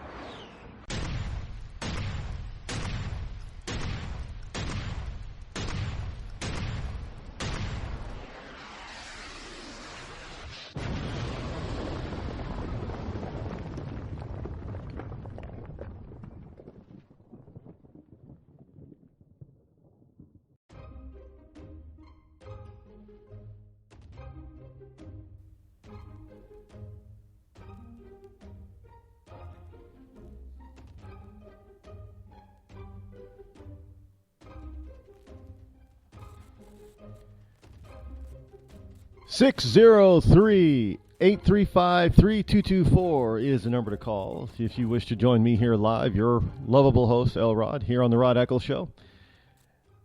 As we continue on, Iowa. By the way, if you're out there in Iowa, you know, it might be a little bit star-studded out there, so pay attention because you might be able to see Richard Dreyfuss, Glenn Beck, Lady Gaga, and a few other notable celebrities out there. Many of them, like Glenn Beck, are pushing for Ted Cruz. Lady Gaga, of course, is pushing for Hillary Clinton. So yeah, look out. You might, you know, if you are one of those people who are, just look out for the paparazzi because I'm sure they're all over the place too. But if you're, what do they call those people that follow celebrities? There's a word for it, and I can't think of it at the moment. I'm not into celebrityism. I could care less. You know, great. You made movies. You've entertained me. You've got hit records. So what? How does that make you different from anybody else? In my book, it doesn't. Which is why I always tell people, don't put celebrity status on our politicians. It doesn't belong there. I mean, what I see, it's kind of scary. And I know mankind has done this all throughout history. The original celebrities back in the day were royalty, were rulers, people of power. It wasn't, look, what do they used to call actors and singers? They used to call them bards. Remember that? Well, no, you don't remember that. But way back in the day, most of the time, bards, actors in Shakespeare's day, they were not highly thought of. They were not wealthy. It was rare to find a very well thought of entertainer. And it was rare for them to be people of means. Now, those who wrote plays and books, Shakespeare was quite comfortable and quite wealthy. That's a different story. But the people who actually did the singing and the acting and the dancing and the this and the that and the making you happy, they were not very highly regarded. This whole notion of celebrityism really started to come about in the early 20th century. People, sure, there were vaudevillians before then, but let's face it, the song and dance guy and woman of vaudeville, they were not royalty, so to speak. They were not treated as anywhere near the status of royalty. Some of them made a very good living. That is true. But that was rare.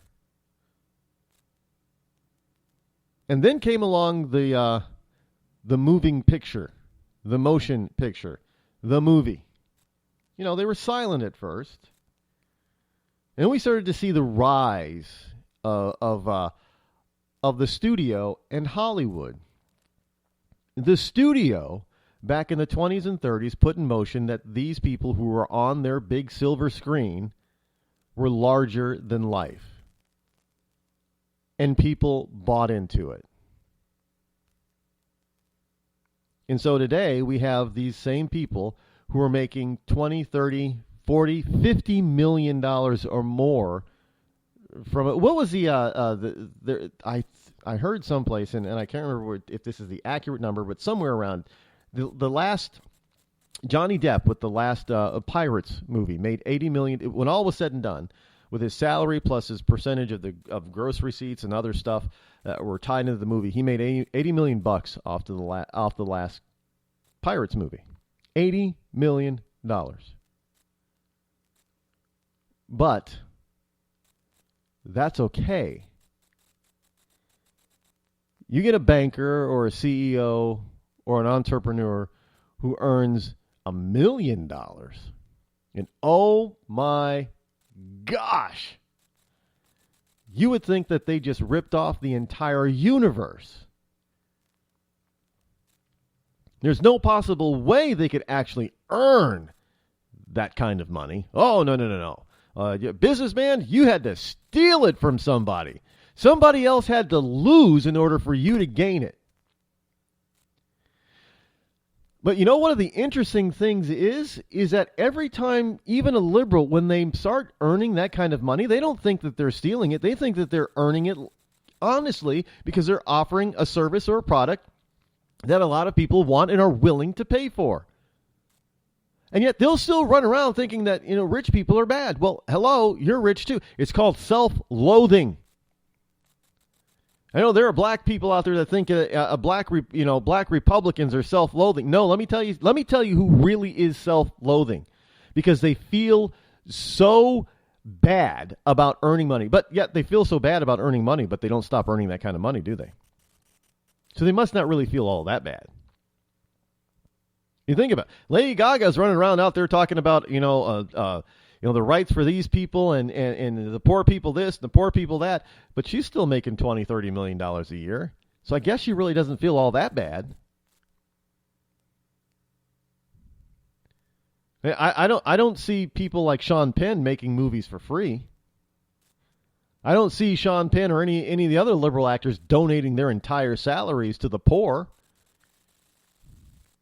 So I guess they don't feel that bad about earning that kind of money.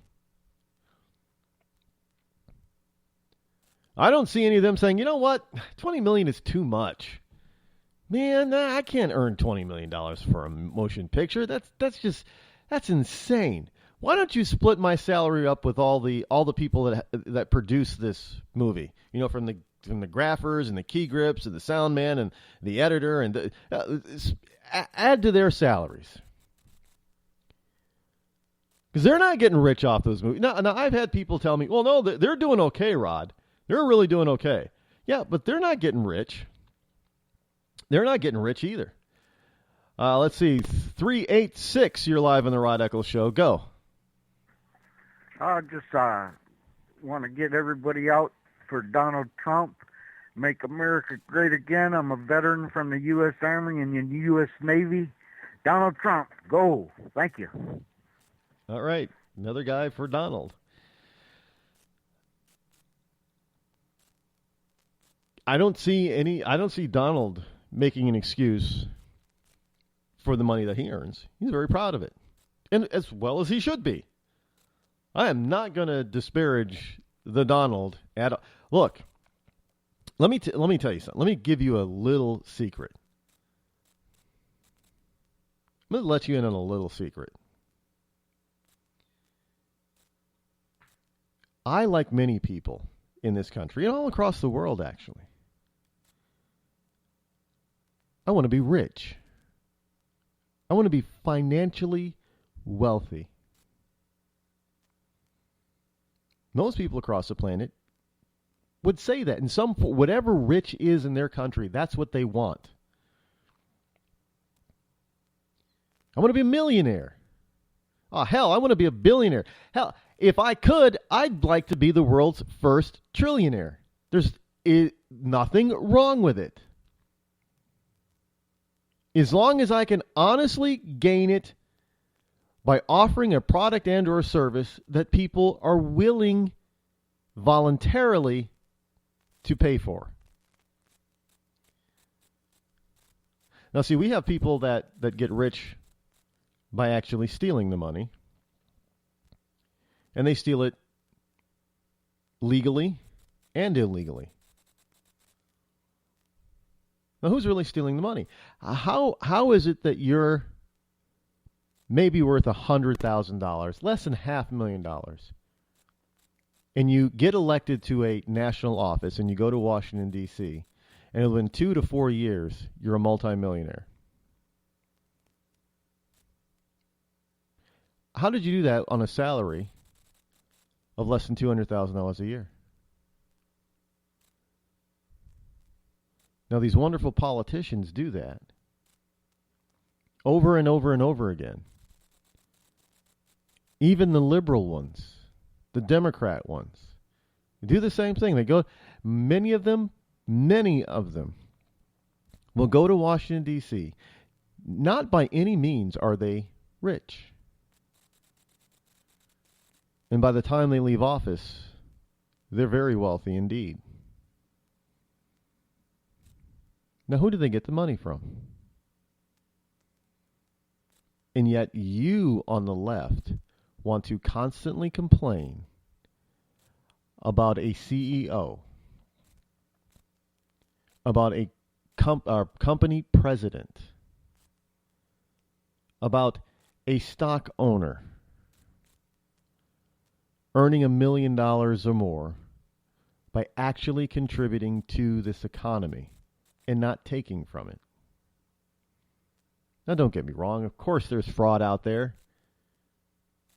Well, Bernie Madoff comes to mind. That is true. And those people need to be found, and they need to be severely punished.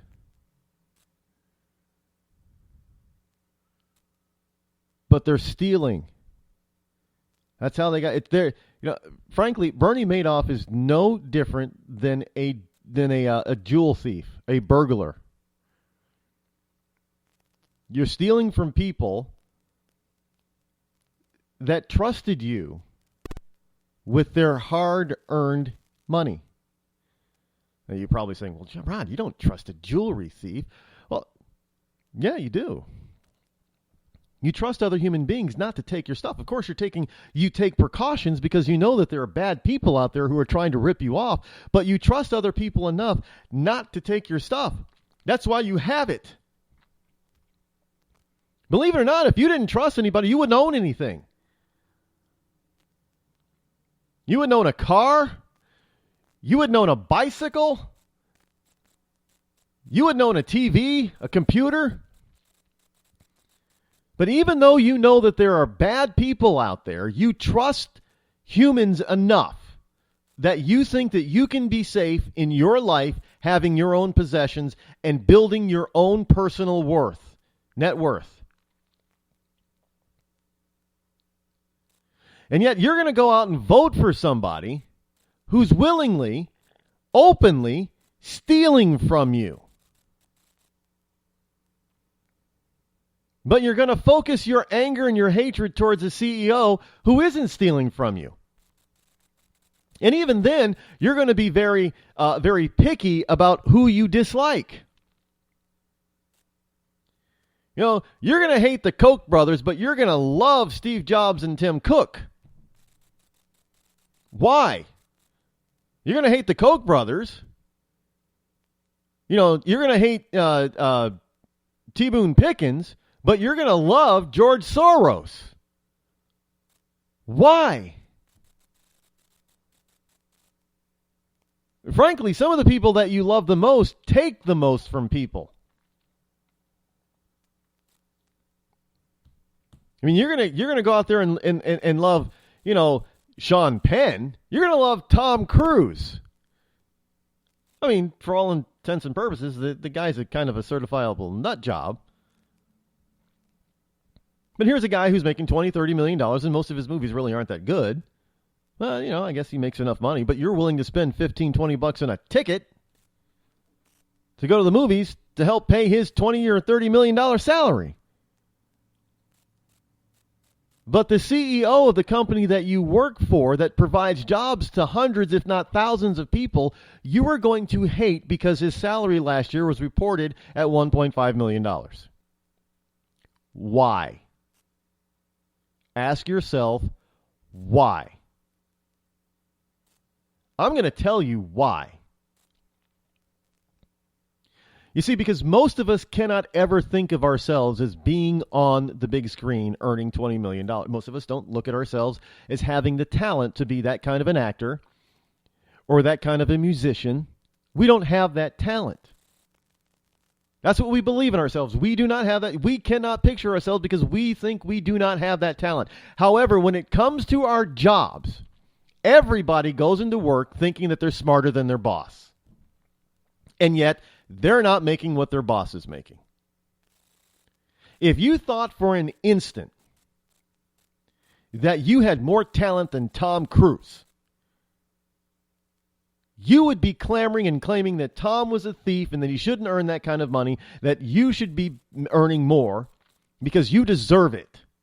Because you have just as much talent or smarts and you think that you're probably better.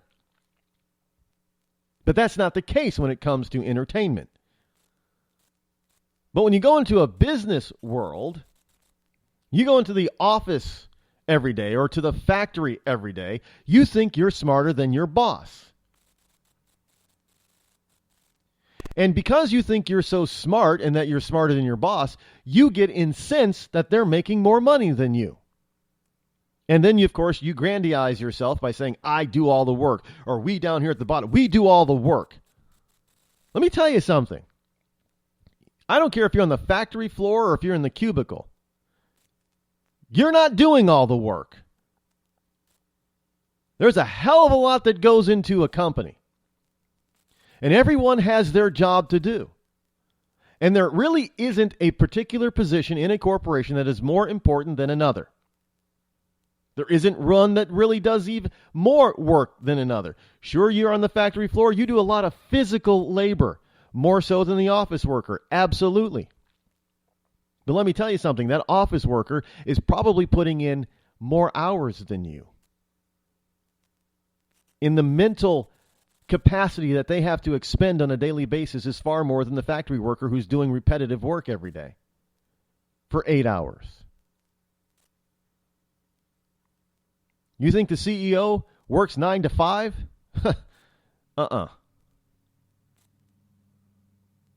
More like 6 to 10, 6 a.m. to 10 p.m. And they work those hours to make sure you get paid. Now, is that worth $1.5 million? I don't know. Not my call. But if you're not going to sit there and say that Tom Cruise does not deserve to make, or any of those actors deserve to make $20, $30, $40 million and more per picture, then don't you dare say that a CEO or a president or a founding member of a company or a stock owner isn't worth the $1, $2, or $3 million that they get. Because you're being a freaking hypocrite. And you're only doing it because you're jealous. You're not jealous of Tom Cruise because you don't think you can be Tom Cruise. But you're jealous of your CEO because you think you're smarter than your CEO and you should be there. I mean, let's bring the brass tacks. Let's put it where it is, folks. Because you get, and I know people say, well, I don't want to be rich. Well, baloney, because you go out and play the lottery every week, don't you? How many of you went out there and played the lottery? The $1.6 billion thing? How many of you out there went out there and played that?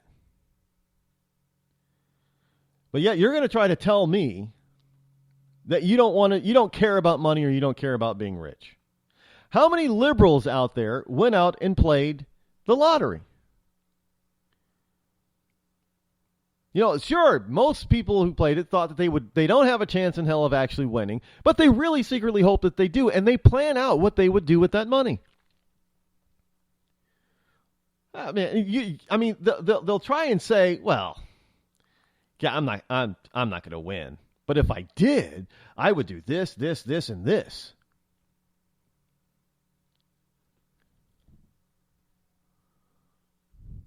How many liberals are out there playing?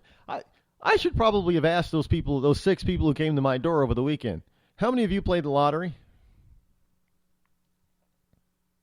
Now, I guarantee you, because you're out there complaining that, the government should take care of people because the private sector won't.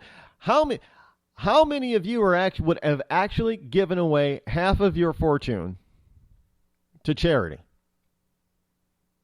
I don't see many lottery winners doing that. The jackpots. I don't see many lottery winners of any prize level giving away half or more of their winnings to charity. I don't see Tom Cruise giving away millions of dollars a year of his salary to charity. Oh, sure, we see some of these actors like Brad Pitt and Angelina Jolie. They go to Africa all the time, and they talk about how terrible it is over there. Yeah. You want to know one of the most insulting things that you don't see? One of the most insulting things. And I've heard this from immigrants coming from Africa. They appreciate, the regular everyday people do appreciate the help that the rest of the world tries to give the people of Africa. They do appreciate it. I mean, they realize it. But one of the things that they hate so much, because they understand what it's all about. When they get here, they say it. One of the things that they really kind of despise over there is when you get these famous, well-fed people coming in with cameras and crew to film them trying to help out a poor village. How about you get down in the dirt and stay there and live with them for a year? We have with this thing called the Peace Corps and AmeriCorps. They used to do that kind of thing. But no, you get these celebrities that run over there for a week or two with a film crew and try to show the world how good they are. But are they donating a bulk of their wealth to help that same village? I mean, after all, if they're out there pleading for the life of those children in that village and they are worth $100 million, why are they not giving the bulk of their wherewithal to help that village? Oh, no. They're out there trying to make you feel guilty to give up your money. Are they not? Don't give me this BS that you're all caring and all wonderful without being a hypocrite when this kind of crap goes on a daily basis. And I tell you, the bulk of liberals are the biggest hypocrites that this planet has ever seen. They talk out of both sides of their mouths. And I want you, if you're a liberal, then tell me where I'm wrong. Because the reason why people do not, like those 3 people that came for Hillary Clinton to support Hillary Clinton, the reason why you cannot disagree with me is because I'm right. You are more willing to take somebody else's money out of their pocket so you feel better. To me, that's kind of selfish. And you're going to try to hide that and say, taxes, Bernie Sanders. Pay your fair share. How about you pay your fair share for the efforts and beliefs that you say you believe in? You want everybody to have health care? Why don't you start an insurance company then? You can do it if you really want to. Start an insurance company and help everybody that you think possibly cannot afford to have their own health insurance or health care. Help them. If you think everybody needs to be fed, look at Samaritan's Purse. Start a foundation. Help people get fed. In other words, put your damn money where your damn mouth is and leave everybody else alone, you hypocrite. Give a man a fish and you feed him for a day. Sign him up for the Box of Bait Club and he'll never be hungry again. The Box of Bait Club is a brand new dream come true for every fisherman. Something new and different in your tackle box every month. Every month, another excuse to get outside and do what you love. Don't let this one get away. The Box of Bait Club is currently accepting a limited number of pre-orders with subscriptions starting at $39.95 per month. Find out more now. Log on to boxofbaitclub.com. I'm just so happy my father had a chance to see his kids before he passed. I just want to say thank you. When her father fell ill, the American Red Cross was able to help get Veronica's brother home from the Navy to speak to his father one last time. It's thanks to your donations that we can connect military families when they need it most. Please donate today at redcross.org. When our water heater broke down last month, it was a nightmare. It took 5 hours for the plumber to show up, and he charged us a couple of $100 just to come out. And then it cost another $1,800 to put in the new water heater. By the time it was all said and done, I felt like I'd been taken. But what else could I do? The smartest thing you can do is get a home warranty from American Residential Warranty. Their home warranties pay to repair or replace all your major appliances when they break, and they will break, and at the worst possible time. Call American Residential Warranty right now for free information on home warranties starting at just pennies a day. Don't wait for your refrigerator to stop running or your ceiling fans to stop turning. Call American Residential Warranty right now. Ask how you can save up to 50% on washer and dryer coverage. Just call 1-800-616-8010. That's 1-800-616-8010. Again, 1-800-616-8010. Call now. Are you tired of commuting to a job that makes someone else rich? Working harder than ever, but getting nowhere?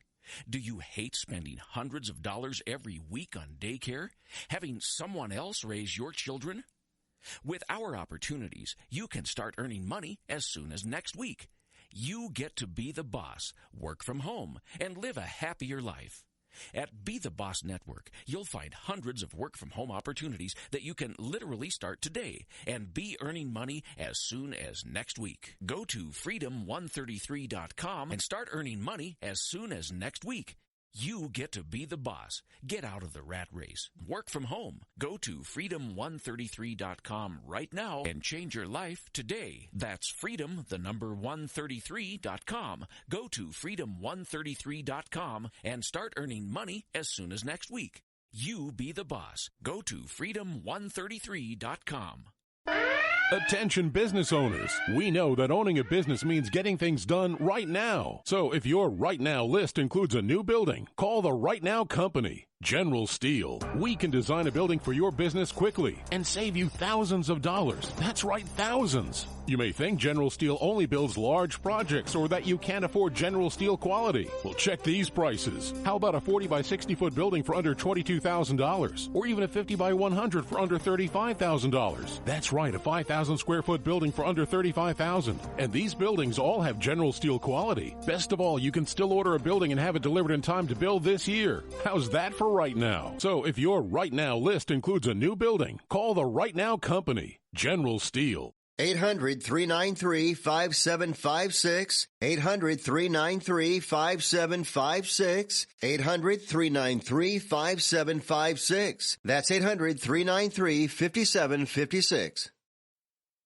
Tired of paying outrageous prices for Viagra? Well, we have great news for you. Now you can finally get Viagra at huge discounts. Healthy Man allows you to save up to $500 on Viagra. Why pay U.S. pharmacy prices of $15 per pill or more when you can get Viagra for less than $3 a pill? Call today and get 40 Viagra pills for only $99. This can cost as much as $600 at your local pharmacy. You can't afford not to call us. If you want Viagra at the lowest prices, never pay $15 $15 a pill pharmacy prices again. Get Viagra for less than $3 a pill. Call 800-595-2614 today and save up to $500 and get 40 pills for just $99. Healthy Man is fast, easy, and affordable. Operators are waiting at 595-2614 to take your call now. Call 800-595-2614. That's 800-595-2614. Again, 800-595-2614.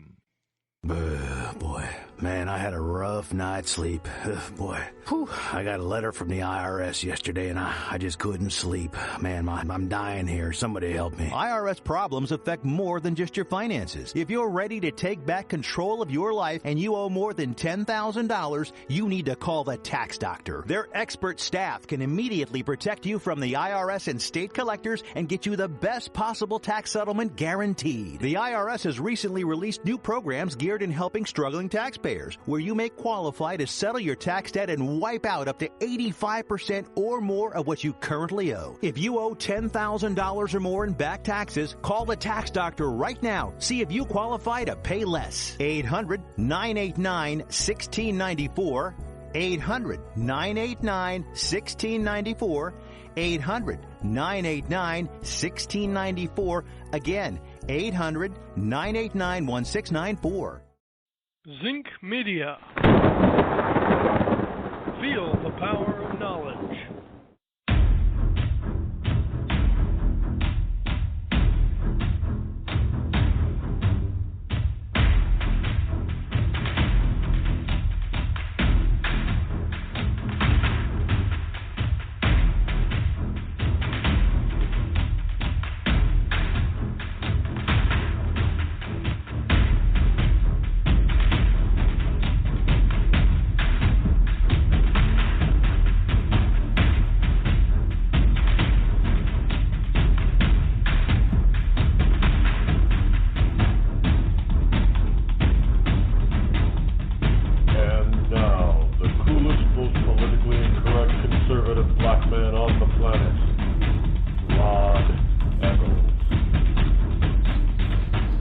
Welcome back. Hour number 3 here on the Rod Eccles Show. I am, of course, your lovable host, L. Rod, coming to you live from my bunkerized home studio somewhere within the great granite state of New Hampshire, where the state motto is still live free or die. The call-in number is, as always, 603-835-3224. Again, getting nothing but Trump callers in, and really need some other candidates to supporters to give us a call. I guess we had one person today that was kind of a sort of used to be a Cruz supporter, but moved over to Trump. Well, you know, when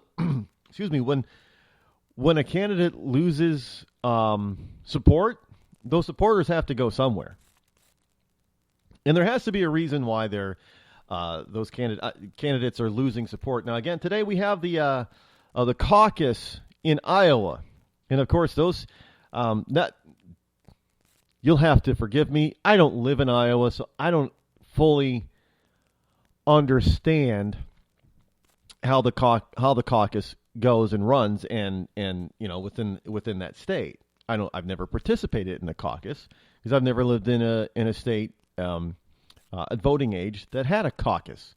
You know, New York State, New Hampshire, we don't have caucus. We have primaries. And frankly, you know, if you don't live in a city, or a state that has a caucus, sometimes it can be a little bit confusing as to how a caucus actually works. But let me just give you basically how I understand it. You get a bunch of people in a room. Town hall meeting. New Hampshire, we're very familiar with town hall. In fact, town hall season, as they call it, is almost upon us. It usually happens the last week of February into the entire month of March.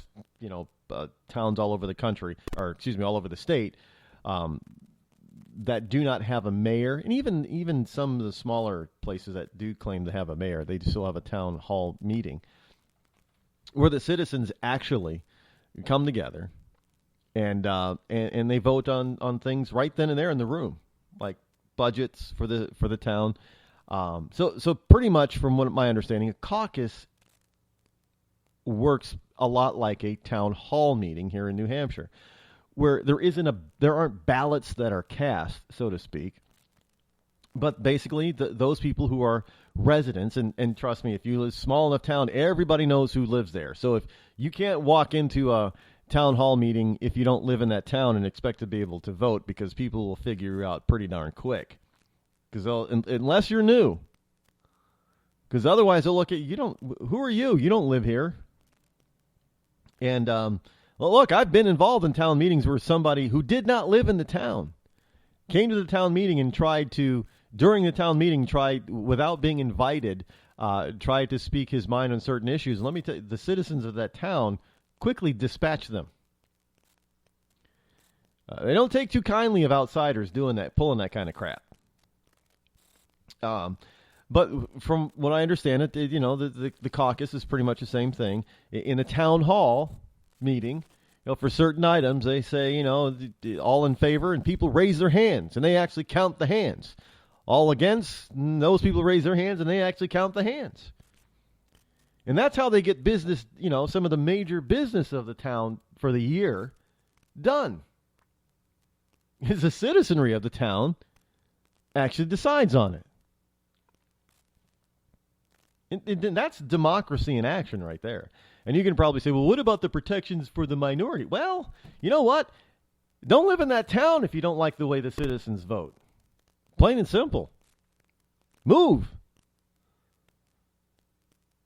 You got a choice. You can move to a town that is more closely aligned to what your political beliefs are. And trust me, New Hampshire is, they have towns all over the map. As far as politics are concerned, you have some that are, especially up north, that are very ultra-conservative. Let's face it, because it's that close to each individual.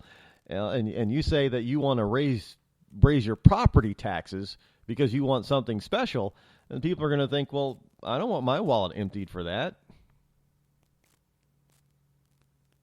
But then the next town over, the bordering town, they may already have that or like that idea and are willing to pay for it. So move there if that's what you want. If you want, let me give you, if you want garbage to be paid for by the town, you want the town to buy a garbage truck and hire a garbage crew. You want the town to do that. And the people of your town, they look at it and say, well, that's too damn expensive. We kind of like the way we're doing it now, where everybody has to, get their own private garbage contractor. Leave it that way. But you insist that you want the city or the town to pick up your trash for you and take it out of your taxes. Well, move to the city that has it. Because the majority of the people in your town do not want that.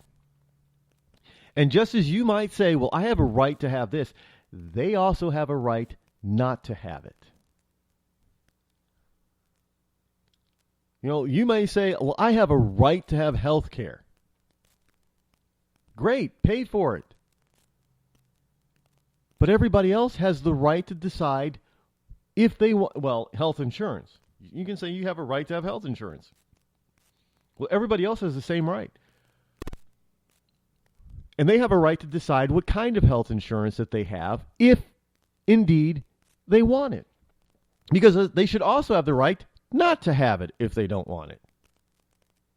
Well, then who's going to pay for it? Well, you know what? Maybe if we're more how often do you get away with not paying your other bills?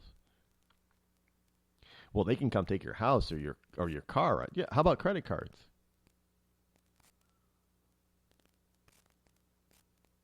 Credit card companies will hound you unless you declare bankruptcy, or you pay them up, or you make arrangements to make payments. Same with other loans that are non-secured. How about your school debt? College loans. They will hound you until you die until you pay it off. Pay your bills. If you get sick, and yes, there are some diseases out there that cost an arm and a leg to get cured. I get it. Then there are other ways that you can seek assistance. You can ask for help if you don't have health. There are many other ways to take care of you, instead of stealing out of the pockets of your fellow citizens because you demand to be taken care of. And not only that, liberals often demand to be taken care of in the manner in which they want to be taken care of. It's kind of like you give people those the food stamp card, and some liberals have a fit when you try to limit what people can buy with it. Massachusetts is still going through that. I can't, for the life of me, understand if you're giving somebody food financial assistance so they can buy healthy food for them and their family. How is it a bad idea or anti-Latino and anti-black to go and insist that those EBT cards can only be used in a grocery store? I mean, you got people going to the racetracks and to the casinos with their EBT card and buying cigarettes and buying beer and other alcohol. How is that helping them? But when you try to say, well, we want to be able to limit what they can use their EBT card on, or where they can limit or where they can use it, all of a sudden, now that's a bad idea. That's racist, and that's disingenuous, and that's disenfranchisement. Same thing with the voter ID card. I hear this wherever somebody mention the voter ID card. Oh well, that's only going to affect black people. Wait, what? The entire state needs ID, not just black towns. Well, no, black people, they can't afford it. They can't afford $5 or $10 for an ID card that'll last 4 to 10 years, depending on your state. They can't afford that? No, they can't. Well, you know what? From my understanding, in many of those places in many of the states that have advocated, tried to, and even have passed voter ID laws, have said that if you're on public assistance and you really can't afford an ID, we'll give you one for free. Kind of like the Obama phone. You can't afford an Obama phone, we'll give you one. Or if you can't afford a cell phone, we'll give you an Obama phone. Well, if you can't afford an ID, which is, less than an Obama phone, then we'll give you the ID. Well, not everybody down in Louisiana and Kentucky has birth certificates. So all those old people, the ones that are 90 to 100 years old, which is all of 10 people, they can't vote then because they don't have no birth certificate. But they've already made concessions for people like that.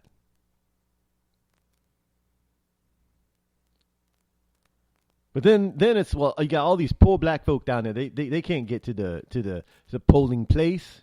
They can't get to the place where they got ID. In fact, you got some states that they're getting rid of places where they can get an ID. Yeah, and those states have also said, if you can't come to them, they'll come to you.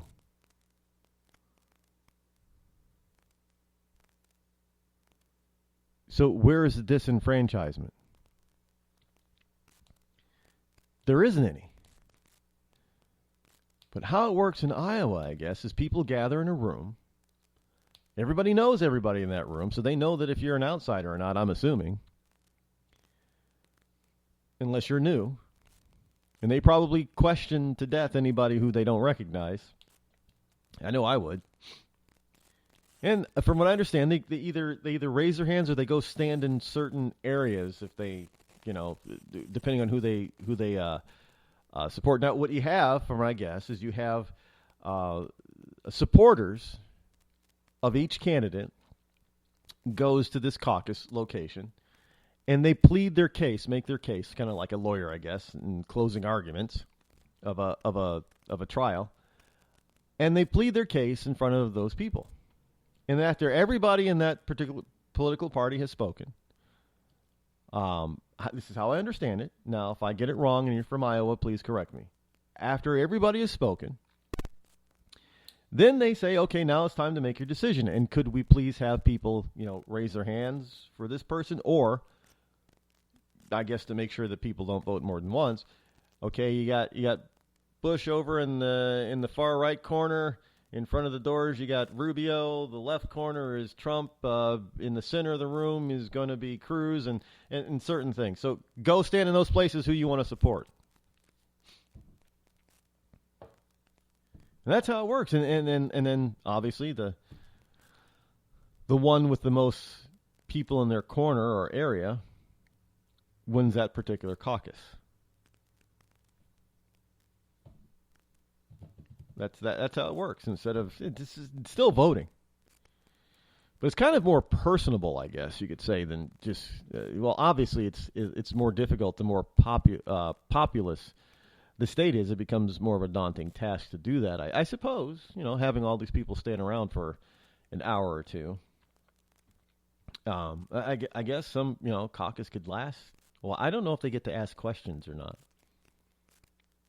See, I don't. No, I don't.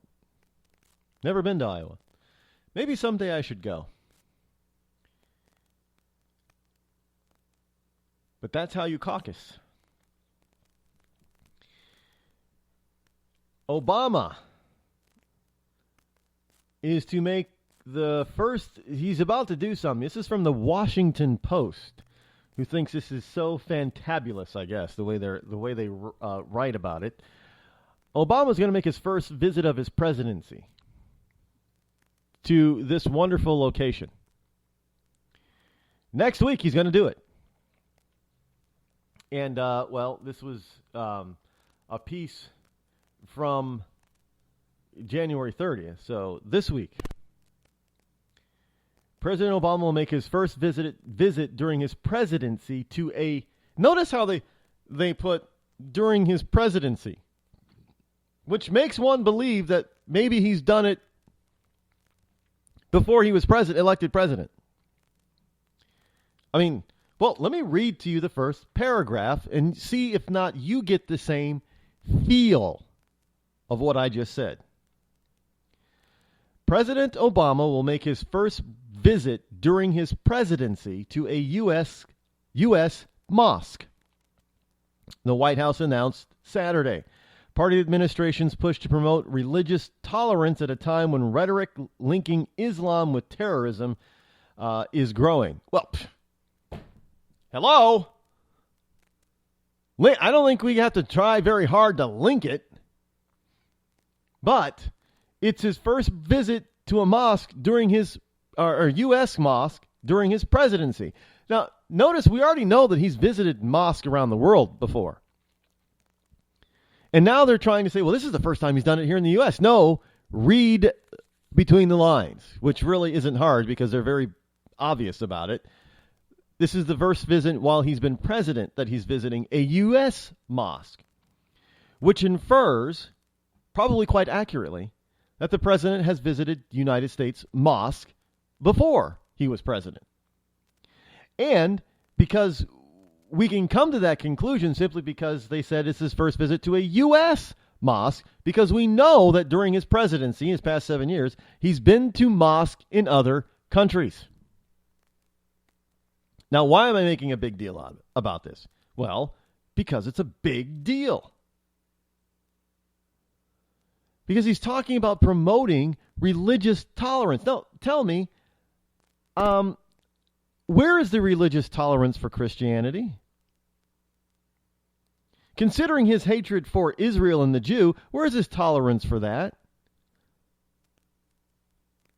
We've got story after story after story after story in public schools, kids being taught the Quran, but they can't say the name Jesus.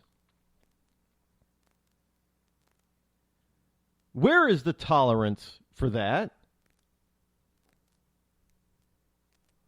Oh, we just have to be tolerant for Islam because Islam is getting a bad rap because of its links to terrorism. Well, I don't know how many Christian groups or how many Christians are running around the entire world blowing up buildings, shooting people, beheading people. How many?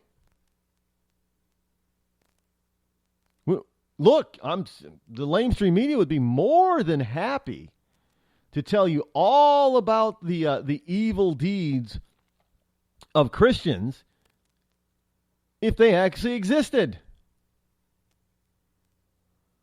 You know, every time they talk about how bad Christianity is, they always go back to things like the Spanish Inquisition. That was a short period of time in Christian history. It was bad, it was awful, and then it stopped. It got stopped, not by others, but by not by outside interests or outside groups, but by other Christians. We've been having these same atrocities go on in Islam just about since its founding. And I don't see any Islamic groups, other Islamic sects, if you will, or denominations, standing up to try to stop them.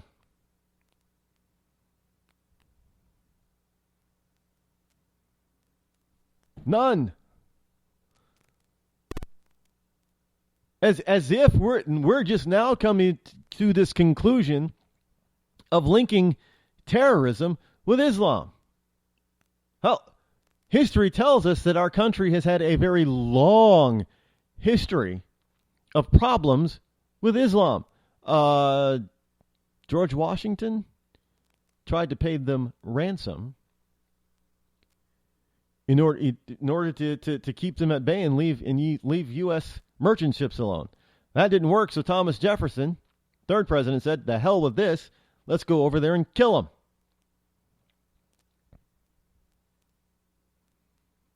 And that's what he did.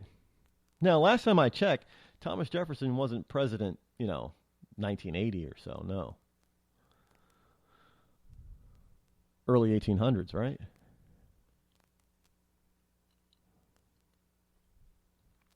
So what, 200 years ago? Thomas Jefferson had an issue.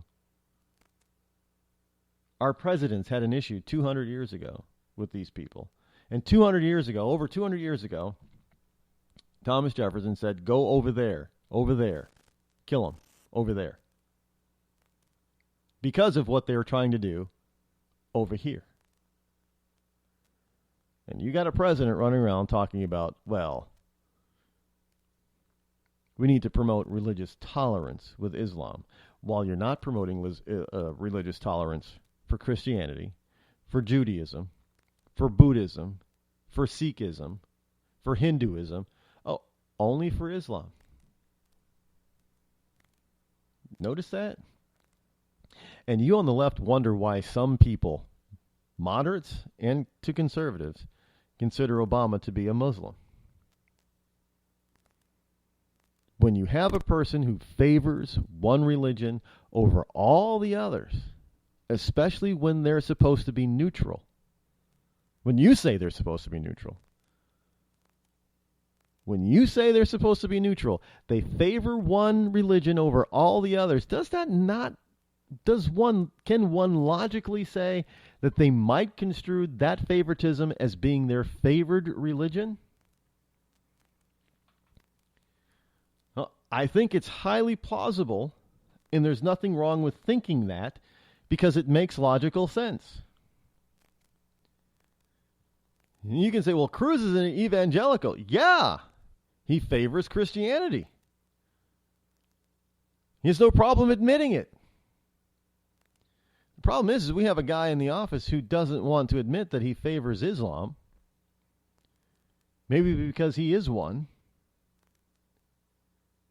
But he's a Christian, man. He sat in a Christian church. No, the Church of Goddamn America is not a Christian church.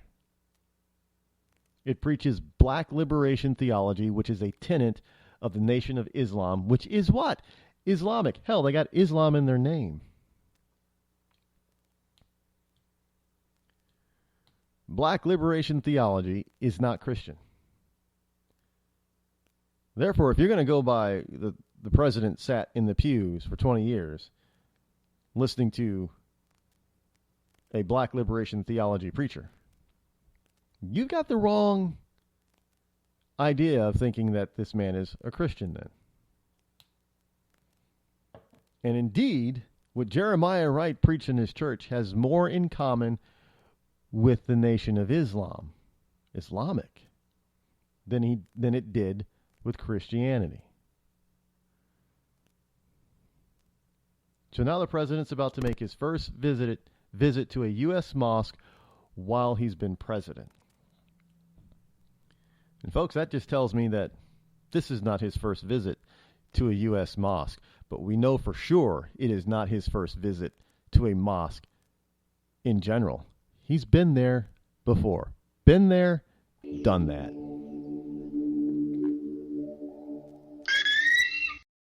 Your credit score is a joke, and you're too embarrassed to let anyone know your 3-digit score. Sucks to be you, but it doesn't have to. Delete all those unsightly derogatory items, collections, charge-offs, repossessions, judgments, tax liens, bankruptcies, and foreclosures. To turbo boost your credit scores, call 888-541-5571 or visit us at 700creditnow.com. You've heard the old adage, cash is king. But in some cases, credit can be just as powerful as cash. Not many people have $200,000 to put down on a house, or $50,000 to put down on a car, or $25,000 to put down in a business. But look around and you'll find that millions of Americans do have homes and cars all purchased with little to no money down. To turbo boost your credit scores, call 888-541-5571. Again, that's 888-541-5571 or visit us at www.700creditnow.com. When you're ready to take the edge off a hectic day, I suggest you start with a little music from Franz Black. I guess there's lots of ways to look at things that don't seem right. No Worries has just been released on iTunes and Amazon. It's gonna be alright. You can find Friends Black and his music on his website, friendsblack.com. Franz black.com. It's gonna be alright.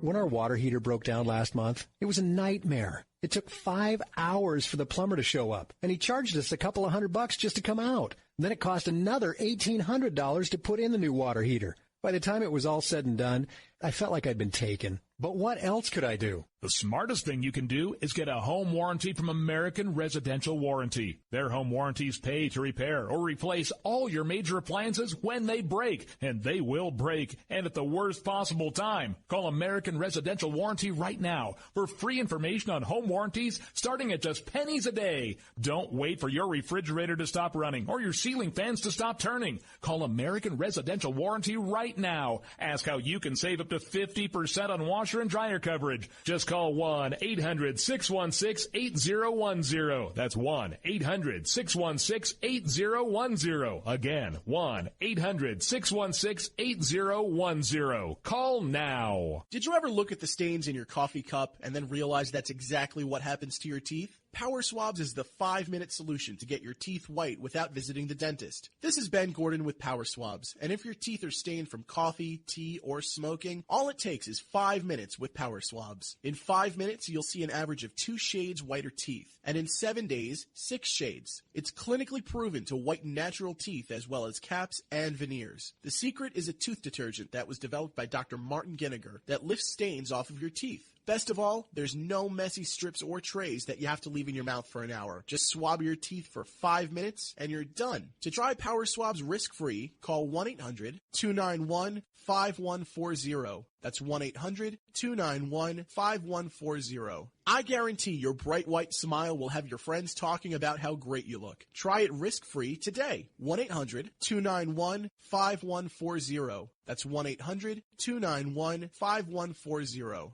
Tired of paying outrageous prices for Viagra? Well, we have great news for you. Now you can finally get Viagra at huge discounts. Healthy Man allows you to save up to $500 on Viagra. Why pay U.S. pharmacy prices of $15 per pill or more when you can get Viagra for less than $3 a pill? Call today and get 40 Viagra pills for only $99. This can cost as much as $600 at your local pharmacy. You can't afford not to call us. If you want Viagra at the lowest prices, never pay $15 a pill pharmacy prices again. Get Viagra for less than $3 a pill. Call 800-595-2614 today and save up to $500 and get 40 pills for just $99. Healthy Man is fast, easy, and affordable. Operators are waiting at 595-2614 to take your call now. Call 800-595-2614. That's 800-595-2614. Again, 800-595-2614. Bring the rain.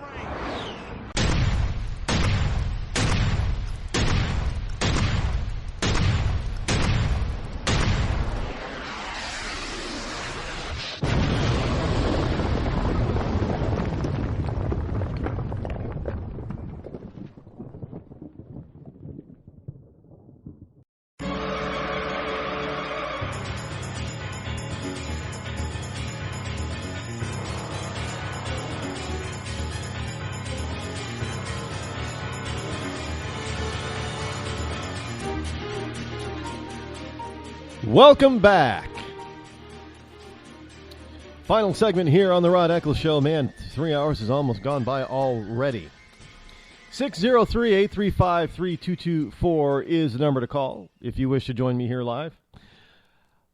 From bigstory.ap.org, which is part of Associated Press, AP, Minnesota groups seek money to keep youths. That's right, I said youths. The youths from extremism. A community advocate who spends his days helping Somali families and a youth soccer coach who works to keep kids off the streets are among the people lining up for a crack at federal and private funds aimed at stopping terror recruiting in Minnesota. Friday was a deadline for applicants to request roughly $400,000 in money being administered by a nonprofit entity as part of Minnesota's efforts to stamp out violent extremism. Now, the program is part of a 3-city pilot project, which includes Boston and Los Angeles, launched more than a year ago by the Obama administration. Because, yes, we know that places like Los Angeles and Boston are hotbeds for recruitment for terrorism. Now, the Minneapolis program called Building Community Resilience, gotta love these names. Building Community Resilience focuses on the state's large Somali community. By the way, if you're not familiar with the Somali thing, and if it sounds familiar, think pirates. Yeah, Somali pirates. Yeah, you know that movie that Tom Cruise was in about a real life happening a few years back? Yeah, the Somali pirates. Those Somali pirates. Not saying that everybody who's a Somali is a pirate, because they're not. But its focuses on the state's large Somali community, which has been fertile ground for terrorism recruiters. More than 22 men have left the state since 2007 to join al-Shabaab in Somalia. And roughly a dozen or so have left in recent years to join militants in Syria. So you're looking at roughly 40 people, 40 men, 40 young men have, in the state of Minnesota, have gone off to join forces against the United States. And a good majority of those 40 or so are Somali. Now, folks, see, look, the Tsarnaev brothers were refugees. No, Ron, they were not. Their parents were. Well, they were refugee children. Because they weren't born here. They were born over there. So here's the problem.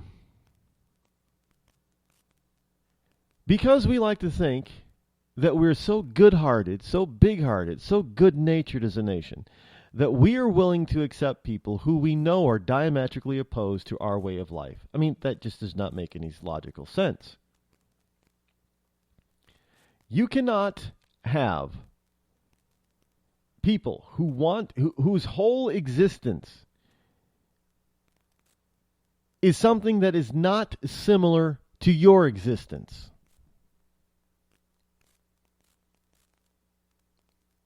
I mean, that just makes no logical sense, especially when you're talking about them not wanting to coexist and them believing that their way of life, no matter where they are, is superior to such a point that they have to destroy your way of life. And to get you to convert to their way of life, and if you do not convert, then it's death to you. I don't know how much more clear we have to be about that. Look, the only major religion on this planet that says convert or die is Islam. Christianity does not say convert or die. Judaism does not say convert or die. Buddhism does not say convert or die. Hinduism does not say convert or die. Only Islam. Out of the world's 5 biggest, most important religions on this planet. Yeah, I said most important because they're the biggest. They have the most influence. Only one of them says convert or die. Only one. And yet we're going to allow them to come into our... Well, Rod, most of them are peaceful. They live here peacefully. Well, let me bring you back to the point I made before. It is rare to see somebody from the Islamic community stand up outwardly, openly, against Islamic terrorism. They don't do... Well, Rod, they're scared. Well, that should tell you something.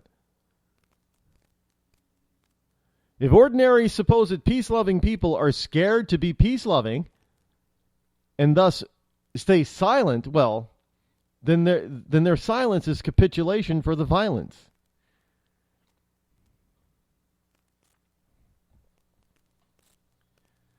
And you got a president who wants all Americans to capitulate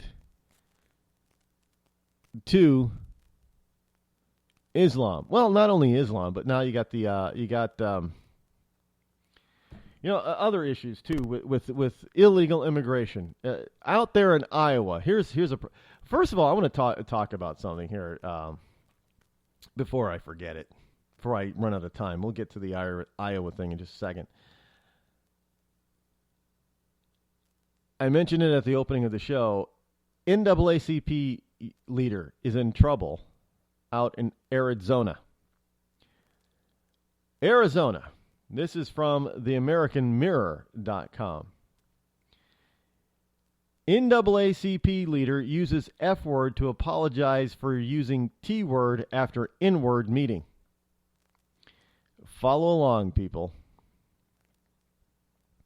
The NAACP's mission of political correctness and equality careened off the rails this week when a local president complimented a TV reporter's breast during an interview.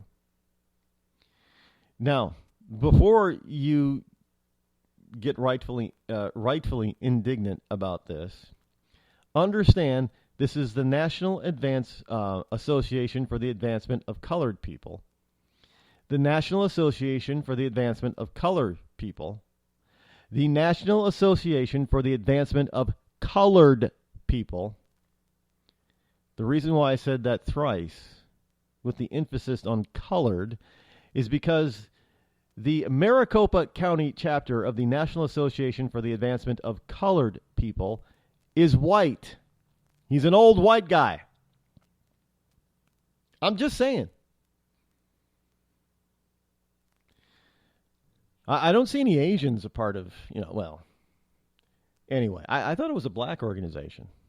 I guess I was wrong about that. There are white people who are chapter presidents. So I guess maybe Sean King is not so bad after all. For those of you out there in Rush Limbaugh's Real Linda, Sean King is one of those people that has been caught pretending to be black, saying that he's black, and evidently he's really not. And there are people to this day that are that are supporting him in saying, well, his daddy, his real daddy, his biological daddy's black. Really? Why won't Sean King take a DNA test then? He's been challenged.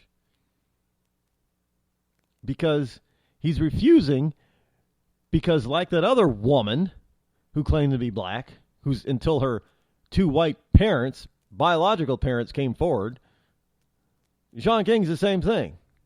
He's a wannabe, but he's not. A DNA test would absolutely prove the fact that he's not, and so he doesn't want that to happen. You could say other things. Well, he shouldn't have to prove it. Well, yeah.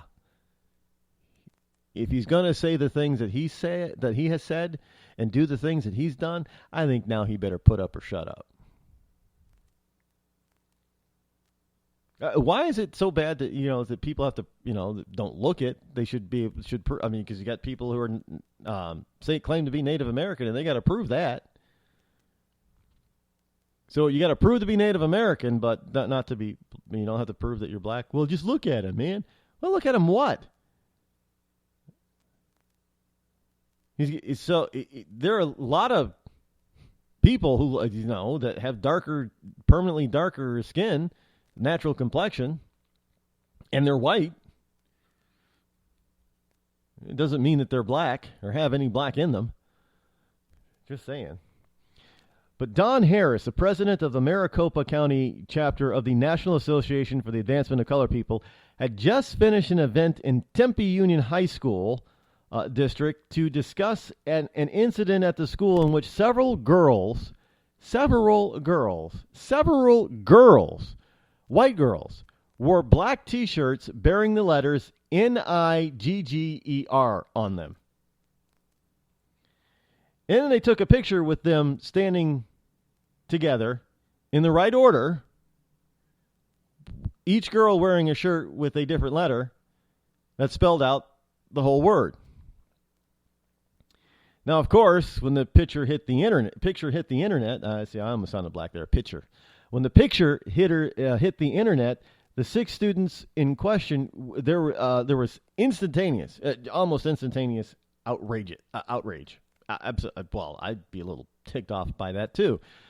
But the 6 students in question pulled ranks to spell out the Nigger on their own, smiling gleefully to pose for an Instagram picture. The punishment they got was 5-day suspension. Now, there was a petition circulating that was demanding their expulsion.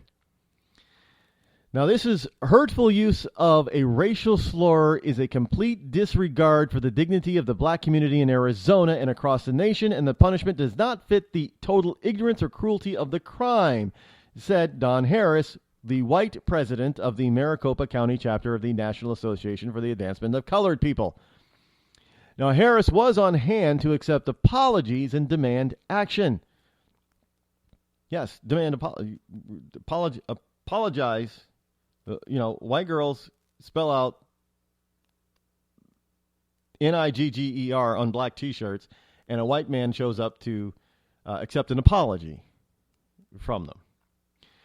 But after the meeting, while participants were speaking with the media, he was caught on camera saying that Channel 12 reporter Monique Griego, Griego, had nice tatas. On camera. Dirty old man. And then, to cut to the chase, he basically went on to say, I'm going to slash my wrist, he spews. Better yet, I'm going to throw myself out a effing window. Except I'm on the first floor. I'm effing sorry.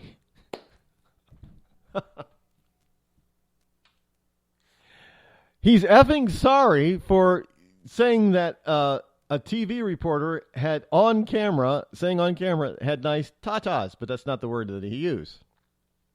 And but it was because he was being interviewed for appearing at and being there to accept apologies for students spelling out, not saying, but spelling out the N-word.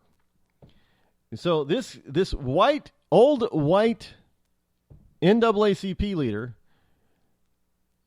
ends up using the F word to apologize for using the T word after the N word was spelled out and there was a meeting held to garner apologies. You can't make this stuff up, folks. You just can't. I mean, it just... See, the whole notion I said earlier about hypocrites, well, this guy is prime example.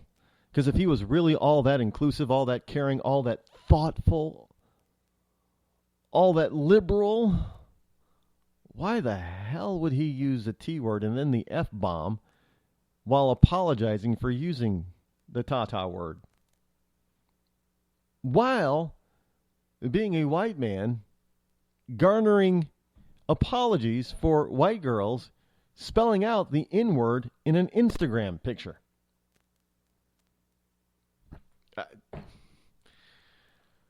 This world is truly going insane. And if you don't believe me on that one, to prove insanity, this is from the Washington Post.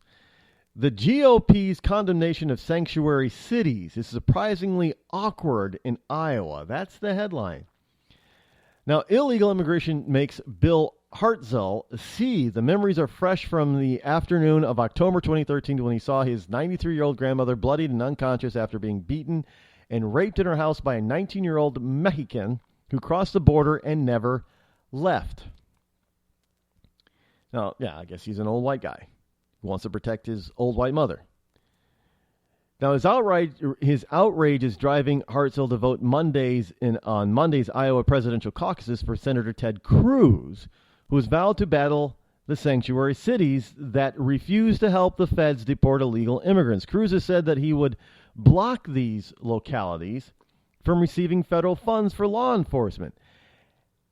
An idea that makes perfect sense to Hartzell, except for when it applies to the place where he lives.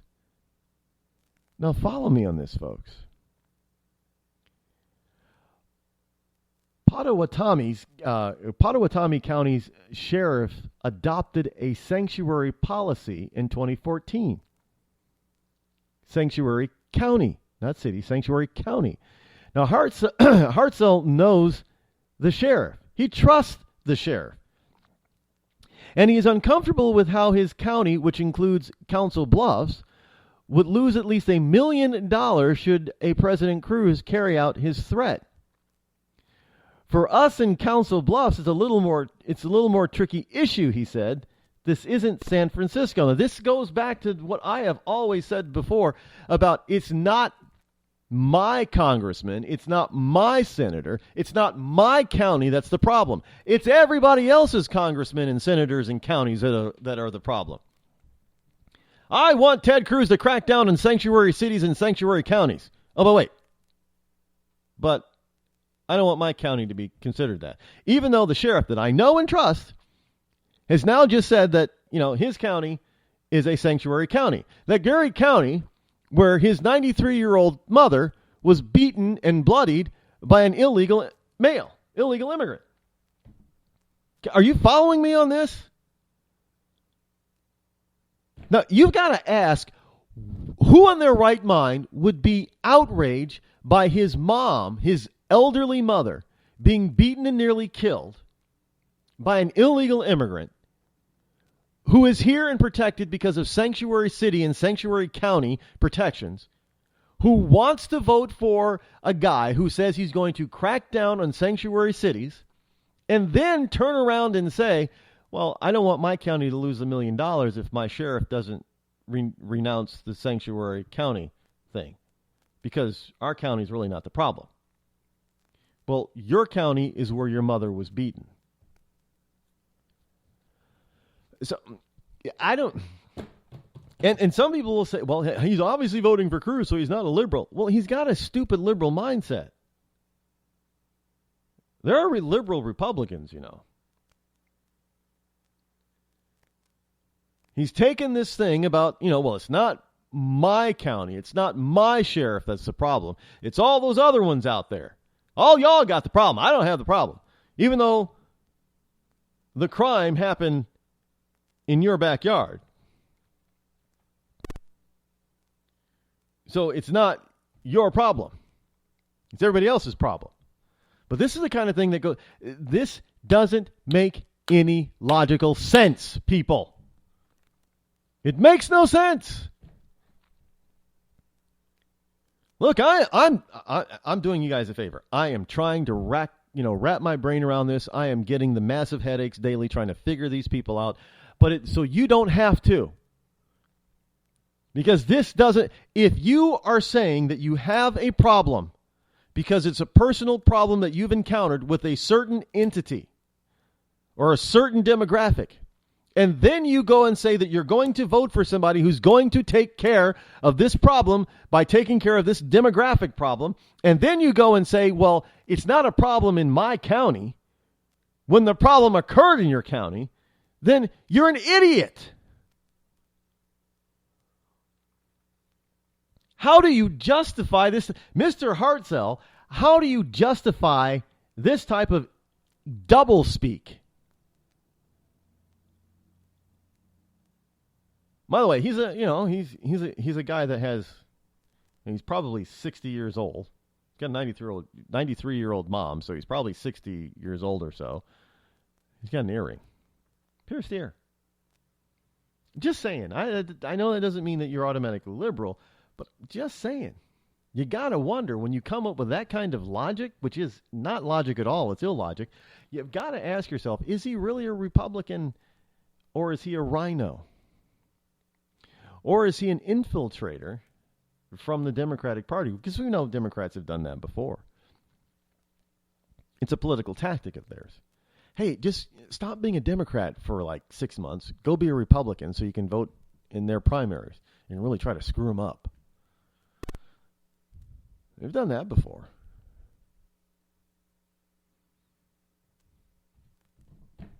I mean, I don't know what this whole notion that it's somebody else's fault.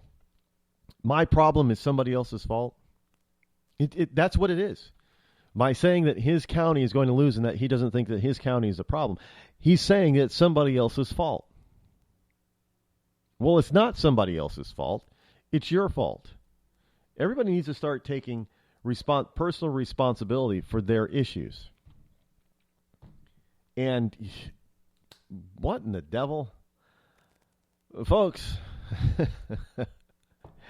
I've got one of my 3 computers here has just decided to speed up in time. So according to this computer, the time is now 10 after 12 p.m. And it's not 10 after 12 p.m. But according to this computer, it is. I don't know how this computer got. Maybe I should look up stuff on this computer. You know, hey, it's only like 10 minutes or so into the future, but if it can tell me that what's happening 10 minutes from now, maybe I should go do some searching and start looking up stuff. I can be 10 minutes ahead of everybody, right? My whole issue with technology continues. I have this massive war going on with technology. If you're new to this program, you will learn that I have always had this war with technology. Most of the time I lose battles with it, but I still end up on top somehow. I don't really understand how I do, but sometimes, a lot of times I'll lose a battle, but the war is not over. The war is not over. I am not a techie. That's probably my issue, that I should, become a techie. So I know how to handle these issues a little bit better. But this is a freaky one. I got 2 computers that have the exact same time. They're literally 2 seconds apart. And then this third computer is about 11 minutes ahead. Now, as far as I know, they're all, garnering their timestamp from the same location. And the 2-second variable could be probably explained in the anomaly of how they connect to the internet. But be that as it may, it is interesting as well. So tonight is the Hawkeye Caucus. So y'all out there, do your duty and do it well. Make sure that you're paying attention to what all the candidates are saying and not pay attention to what the media is saying, but do what you feel is best in your heart. But understand, make sure that your heart is not being hypocritical in this particular case, because you don't want to be hypocritical. Because if you are, we're going to end up with another bad selection. And we don't want to end up with another bad selection. We've had enough bad selections, and this past one is the absolute worst. Let's not repeat our mistakes. Shall we not do that? Well, we've come to the end of 3 hours. Fastest 3 hours in Internet Talk Radio is right here on the Rod Eccles Show. Up next is Rush and then Hannity to round out your day. I'll be back here, same bat time, same bat channel tomorrow. Until then, I'm Rod Eccles. I'm out.